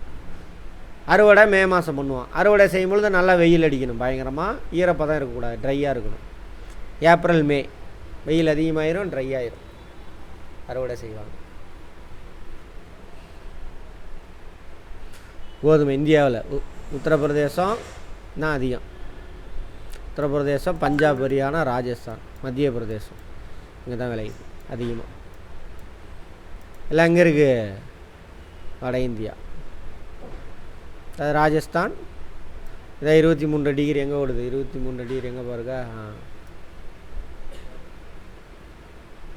Traffic of Cancer. அதுக்கு அந்த பக்கம் ராஜஸ்தான், பஞ்சாப், ஹரியானா, மத்திய பிரதேசம், ஊபி, பீகார் எல்லாம். இதில் இந்த 5 பேர் தான் அதிகமாக விளையிறது. இங்கே போட்டாலும் விளையாது. இதை தவிர மகாராஷ்டிரா, குஜராத் மாநிலங்கள் கரிசல் மண் பிரதேசமும் கோதுமை உற்பத்தியில் ஒரு முக்கிய பங்களிப்பு.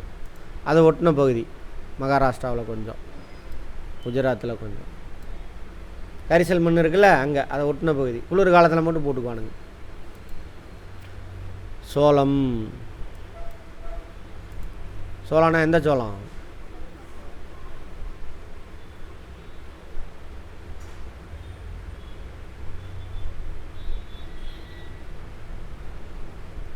ஜோவார் சோளம். சோளக்கூழ் இருக்கா? கூழ் காய்ச்சுவாங்களா சோளத்தில்? தீவனமாக போடுவாங்களா கூழ் காய்ச்சுவாங்களா?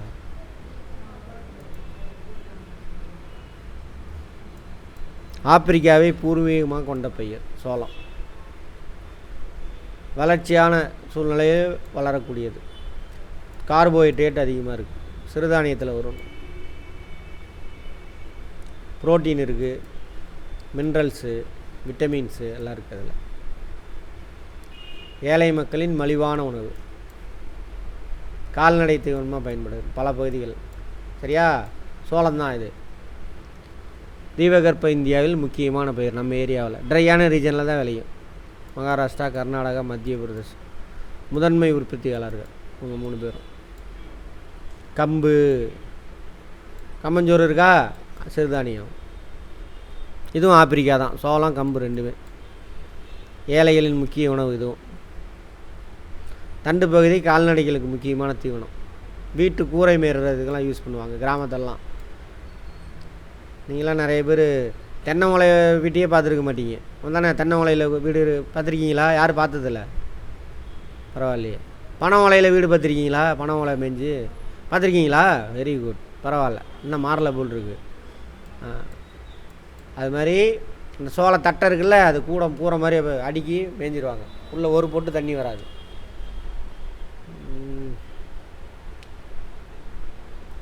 கிராமத்தில் இருக்கும். சரி, அடுத்தது எந்த படத்துலையும் வரல. இது வறண்ட பகுதியில் நன்கு வளரக்கூடியது. இதுவும் கம்பும் சரி சோளமும் சரி அதே தான். வறண்ட பகுதினா என்னது? மழை பெய்யாத ஏரியா. உத்தரப்பிரதேசம், ஹரியானா, குஜராத், மகாராஷ்டிராலாம் அதிக அளவில் இருக்குது. வார் கோதுமைனா பார்லி. ஆமாம், பார்லி சின்ன சின்னதாக இருக்கும். கோதுமையிலே சின்னது. வட இந்தியாவில் பார்லி.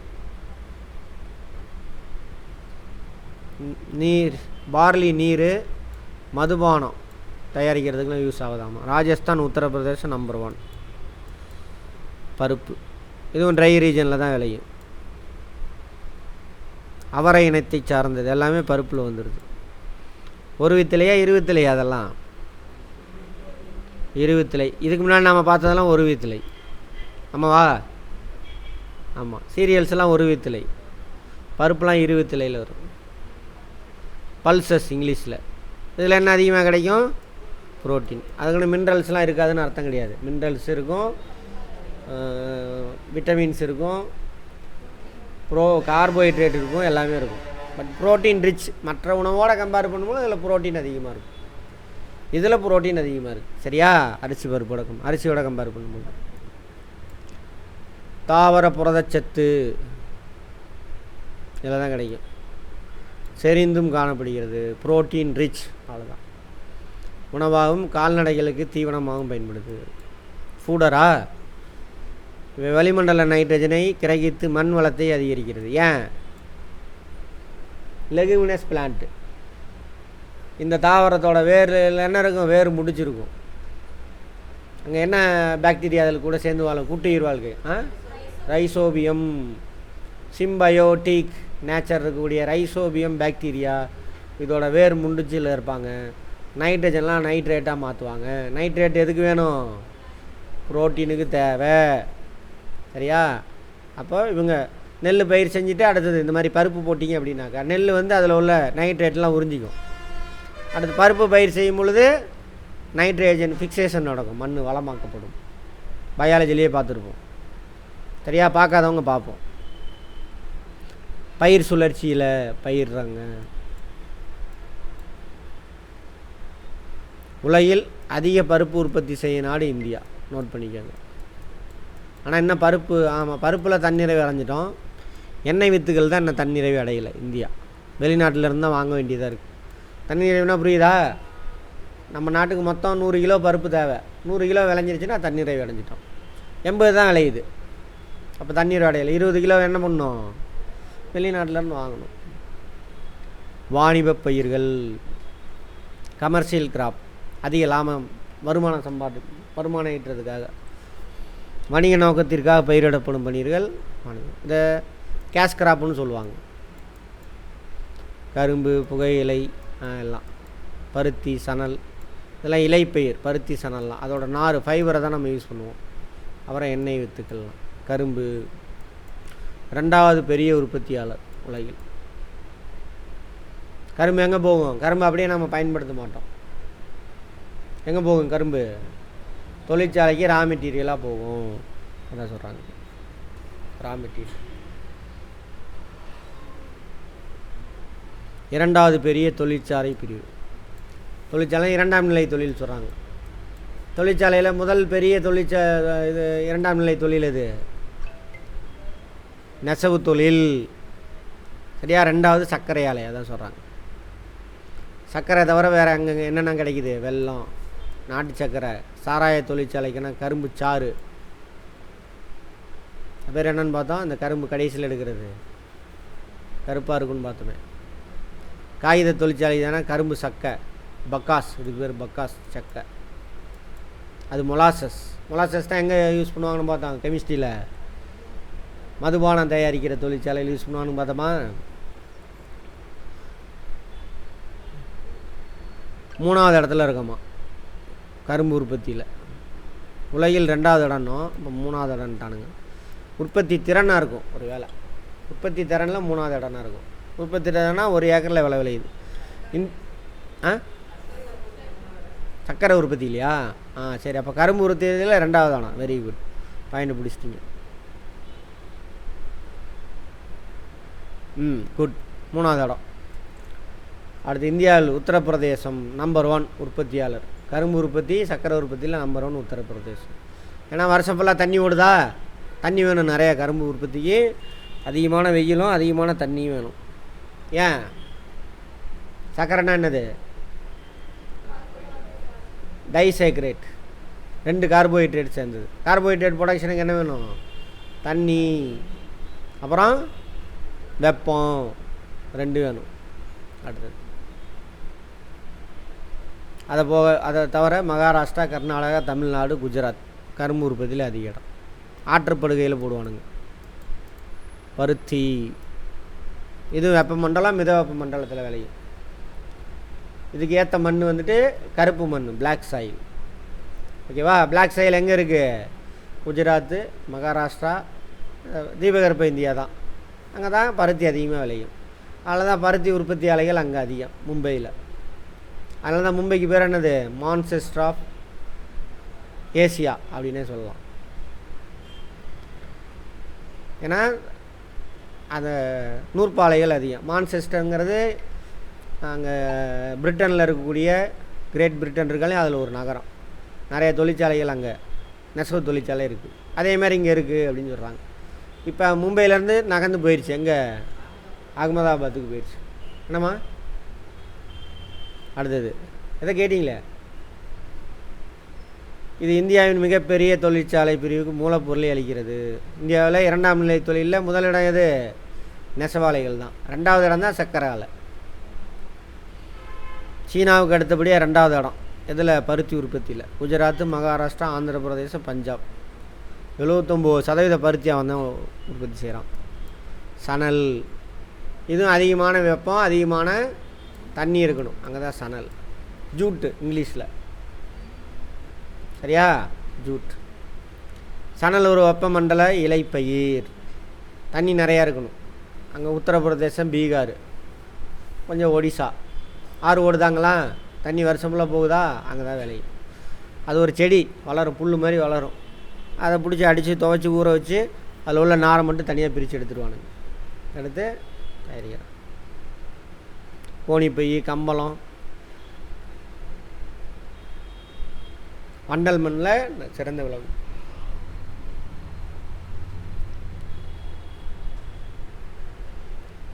கோணிப்பைகள், கம்பளம், கயிறு, நூல் இலை, போர்வை, துணி, தார்பாலின், திரைச்சீலை, இது எல்லாமே இப்போ ஆர்டிஃபிஷியல் வந்துடுச்சு. ஆமாம் தானே? ஆமாம், நைலான் கயிறு வந்துடுச்சு. மேற்கு வங்க மாநிலம் முதலிடம் பயிரிடுவதில். சணல் பயிரிடுவதிலும் உற்பத்தியிலையும் அவன் தான். அப்புறம் பீகார், அஸ்ஸாமு, மேகாலயா எல்லாம் மழை அதிகமாக பெய்யுதா அங்கெல்லாம். அடுத்து எண்ணெய் வித்துக்கள். இதுவும் பருப்பு தான். எண்ணெய்னா என்னது, என்ன பொருள் அது எண்ணெய்? ஃபேட்டி ஆசிட், அதுதான் எண்ணெய். ஃபேட்டு தான் அது, தாவரத்தோட ஃபேட்டு.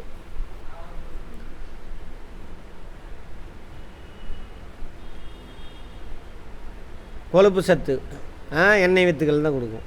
நிலக்கடலை, கடுகு, எள், ஆளி விதை, சூரியகாந்தி, ஆமணக்கு, பருத்தி விதை, நைஜர் விதை, இதெல்லாம் வந்துட்டு அதுலேருந்து எண்ணெய் எடுக்கிறாங்க. நமக்கு தெரிஞ்சது எது எது? நடக்கடலை தெரியும், எள் தெரியும், இது 2 தானே. அப்புறம் தேங்காய் எண்ணெய், இதெல்லாம். சூரியகாந்தி வருதா? ஆமாம். இப்போ ஆமணக்குன்னா என்னது? விளக்கெண்ணெய். அவன் தானே விளக்கெண்ணெய். அதுலேருந்து பின்னாக்கு எல்லாம் கிடைக்கிது. எண்ணெய், பின்னாக்கு, மசகு எண்ணெய், வார்னிஷு, வாசனை பொருள், மெழுகு, சோப்பு, உரம் எல்லாம் தயாரிக்கிறாங்களாம்மா. குஜராத் மாநிலம் எண்ணெய் வித்துக்கள் உற்பத்தியில் முதலிடம். ட்ரையான ரீஜனில் தானே விளையின்னு பார்த்தோம். அதெல்லாம் நிலக்கடலை உற்பத்தியில் 2வது இடம் உலகத்துலேயே. நோட் பண்ணிக்கோங்க. தோட்டப்பயிர், பிளான்டேஷன். ஒரு தடவை செடியோ மரமோ வச்சிட்டிங்கன்னா நிறைய வருஷத்துக்கு உங்களுக்கு பலன் கொடுத்துக்கிட்டே இருக்கும். தோட்டப்பயிர், பிளான்டேஷன். காஃபி, தேயிலை, ரப்பரு, இதெல்லாம் தேயிலை. அயன மண்டலம் மற்றும் உப அயன மண்டலம், துணை அயன மண்டலம். மிதவெப்ப மண்டலம்னு போட்டுருவீங்க, தப்பு. தேயிலையும் காஃபியும் அயன மண்டலத்தில் தான் விளையும் சார், குளிர் பிரதேசத்தில் தான் சார் விளையுதுன்னு போட்டுருவான், தப்பு. அப்படின்னா அவன் ஊர்லேயே போட்டுக்கலாமே அவன். அதுக்கு வந்து தேயிலைக்கு 2க்குமே தூரில் தண்ணி நிற்கக்கூடாது. தேயிலை, காஃபி 2க்குமே. தேயிலைக்கு ஈரப்பதம் இருந்துக்கிட்டே இருக்கணும், வருஷம் ஃபுல்லாக இருக்கணும். சரியா? தூரில் தண்ணி நிற்கக்கூடாது. அதனால தான் மலைச்சரிவுகளில் போட்டிருக்காங்க. சமவெளியில் போட்டான்னா அவன் தண்ணி நின்றும் அழுகி போயிடும். ஓகேவா? காஃபியும் அதே கதை தான். பட் காஃபிக்கு வந்துட்டு ஒரு ட்ரை வரணும். ஒரு மாதத்துக்காக தண்ணி சுத்தமாக இருக்கக்கூடாது, வறண்டு இருக்கணும். மழை பெய்யக்கூடாது, வேர்லேயும் தண்ணி இருக்கக்கூடாது, ஈரம் இருக்கக்கூடாது. சரியா? அதனால தான் நம்ம ஊரில் கிழக்கு தொடர்ச்சி மலையிலலாம் காஃபி விளையும். தேயிலை மேற்கு தொடர்ச்சி மலையில் மட்டும்தான் விளையும். சரியா? ரைட். காஃபி பசுமையான தாவரமாகும். தேயிலை பயிரிட அதிக தொழிலாளர்களும் மிதமான நிழலும் இருக்கணும். நிழல் இருக்கணும். அதிக மழையலையும் தேவை. அது ஏன்னா வருஷம் ஃபுல்லாக சீராக பெஞ்சிக்கிட்டே இருக்கணும். ஆனால் வேர்கள் தண்ணீர் தேங்காமல் இருக்க வேண்டும். இந்தியாவில் 2 முக்கியமான பயிர்கள். யூகி சீனாவிலேருந்து கொண்டு வந்திருக்கானுங்க. தேயிலை கண்டுபிடிச்சதே அவனுக்கு தான். அசாமிக்கா இந்தியாவில். இது 2ஐயும் மிக்ஸ் பண்ணி நிறையா கலப்பினம் கொண்டு வந்துட்டானுங்களாமா. இந்தியா 2வது இடம் தேயிலை உற்பத்தியில். நம்பர் 1 யார்? சீனா. முதன்மை மாநிலம் அஸ்ஸாம். வடகிழக்கு மாநிலம் இருக்குல்ல, அங்கே. அதை போக தமிழ்நாடு, கேரளா, மேற்கு வங்கம். அதனால் தேயிலைக்கான வளர்ச்சி வாரியம், டீ போர்டு அஸ்ஸாமில் தான் இருக்குது. அடுத்து காஃபி.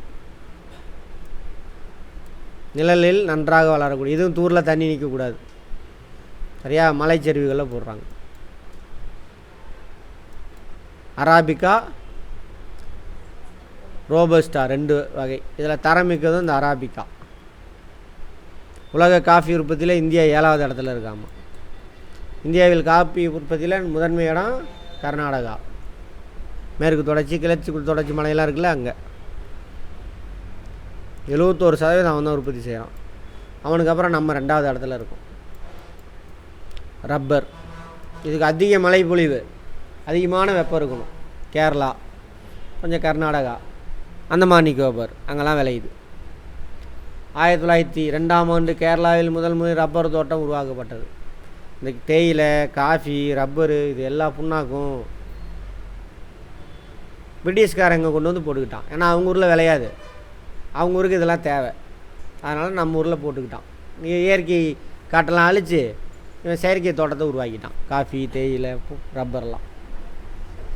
அப்புறம் அவன் நாட்டுக்கு எக்ஸ்போர்ட் பண்ணிக்குவான். அவன் நாட்டுக்கு தேவை பூர்த்தி ஆயிடுச்சா, பூர்த்தி ஆனதுக்கப்புறம் மிச்சம் உள்ளதெல்லாம் நம்ம இந்தியர்களுக்கு ஃப்ரீயாக கொடுப்பான். நம்மளால் வாங்கி பழக்கப்படுத்திக்குவான். அப்புறம் இப்போ காசு கொடுத்து வாங்கிட்டுருக்கோம்.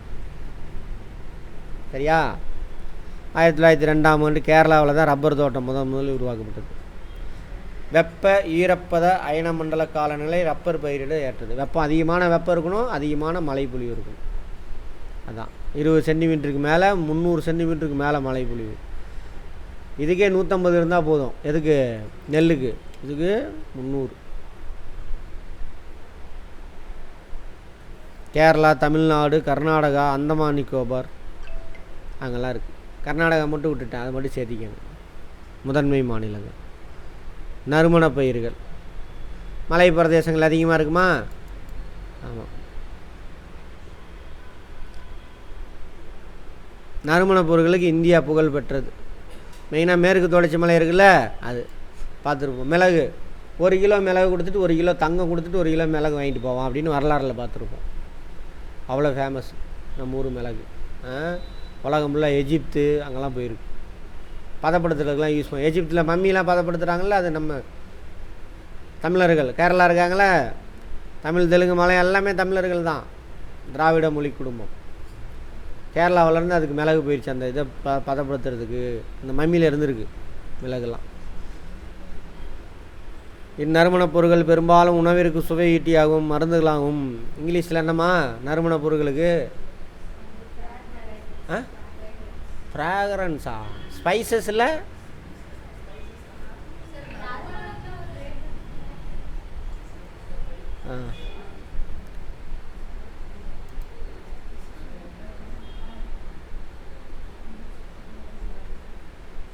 இங்கிலீஷ் மீடியமா தமிழ் மீடியமான்னு பார்த்துக்கலாமா?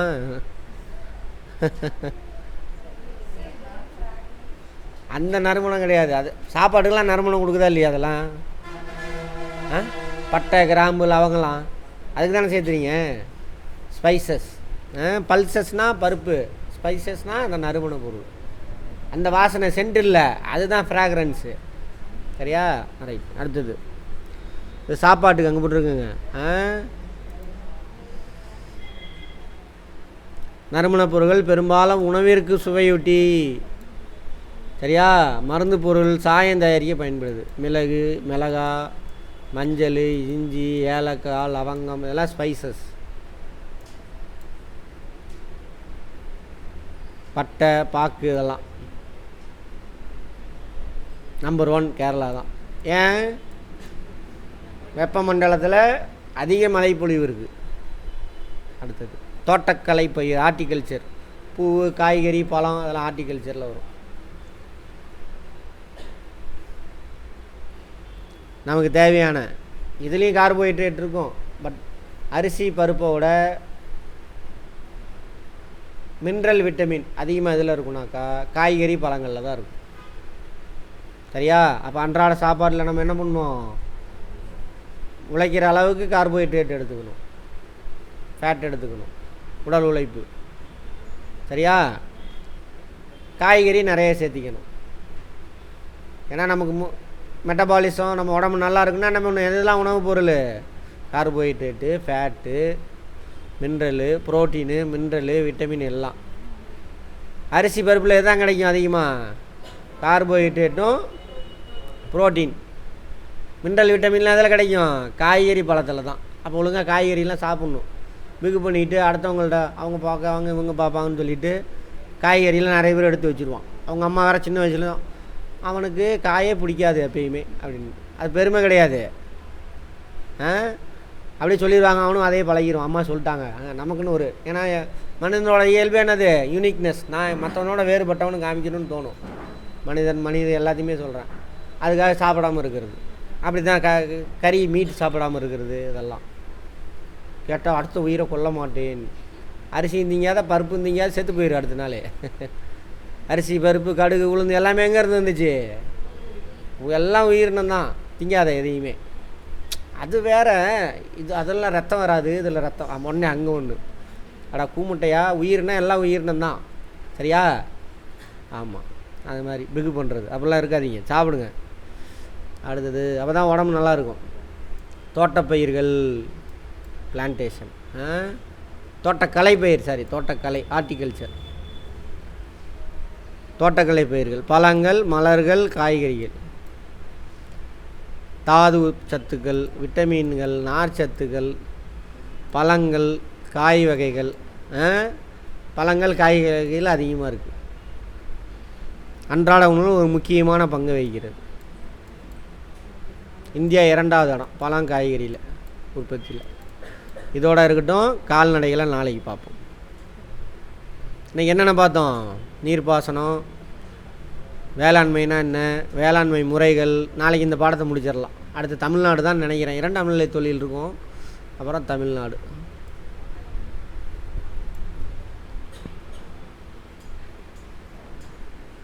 அவ்வளோதான். இந்த வாரம் அடுத்த வாரத்துக்குள்ளே முடிஞ்சிடும். புதன்கிழமைக்குள்ளே முடிஞ்சிடும் ஜாகிரஃபி. அடுத்த வாரம் புதன்கிழமை சொல்ல முடியாது, அடுத்த வாரம். இந்தியா மக்கள் தொகை, வளங்கள், தொழில்கள் இருக்கா. அதுக்கப்புறம் தான் மக்கள் தொகை, போக்குவரத்து, இதெல்லாம். அப்புறம் தமிழ்நாடு இயற்கை பிரிவு, மானுட புவியியல். 2 லெசன். சரி பார்ப்போம் அடுத்த வாரம்.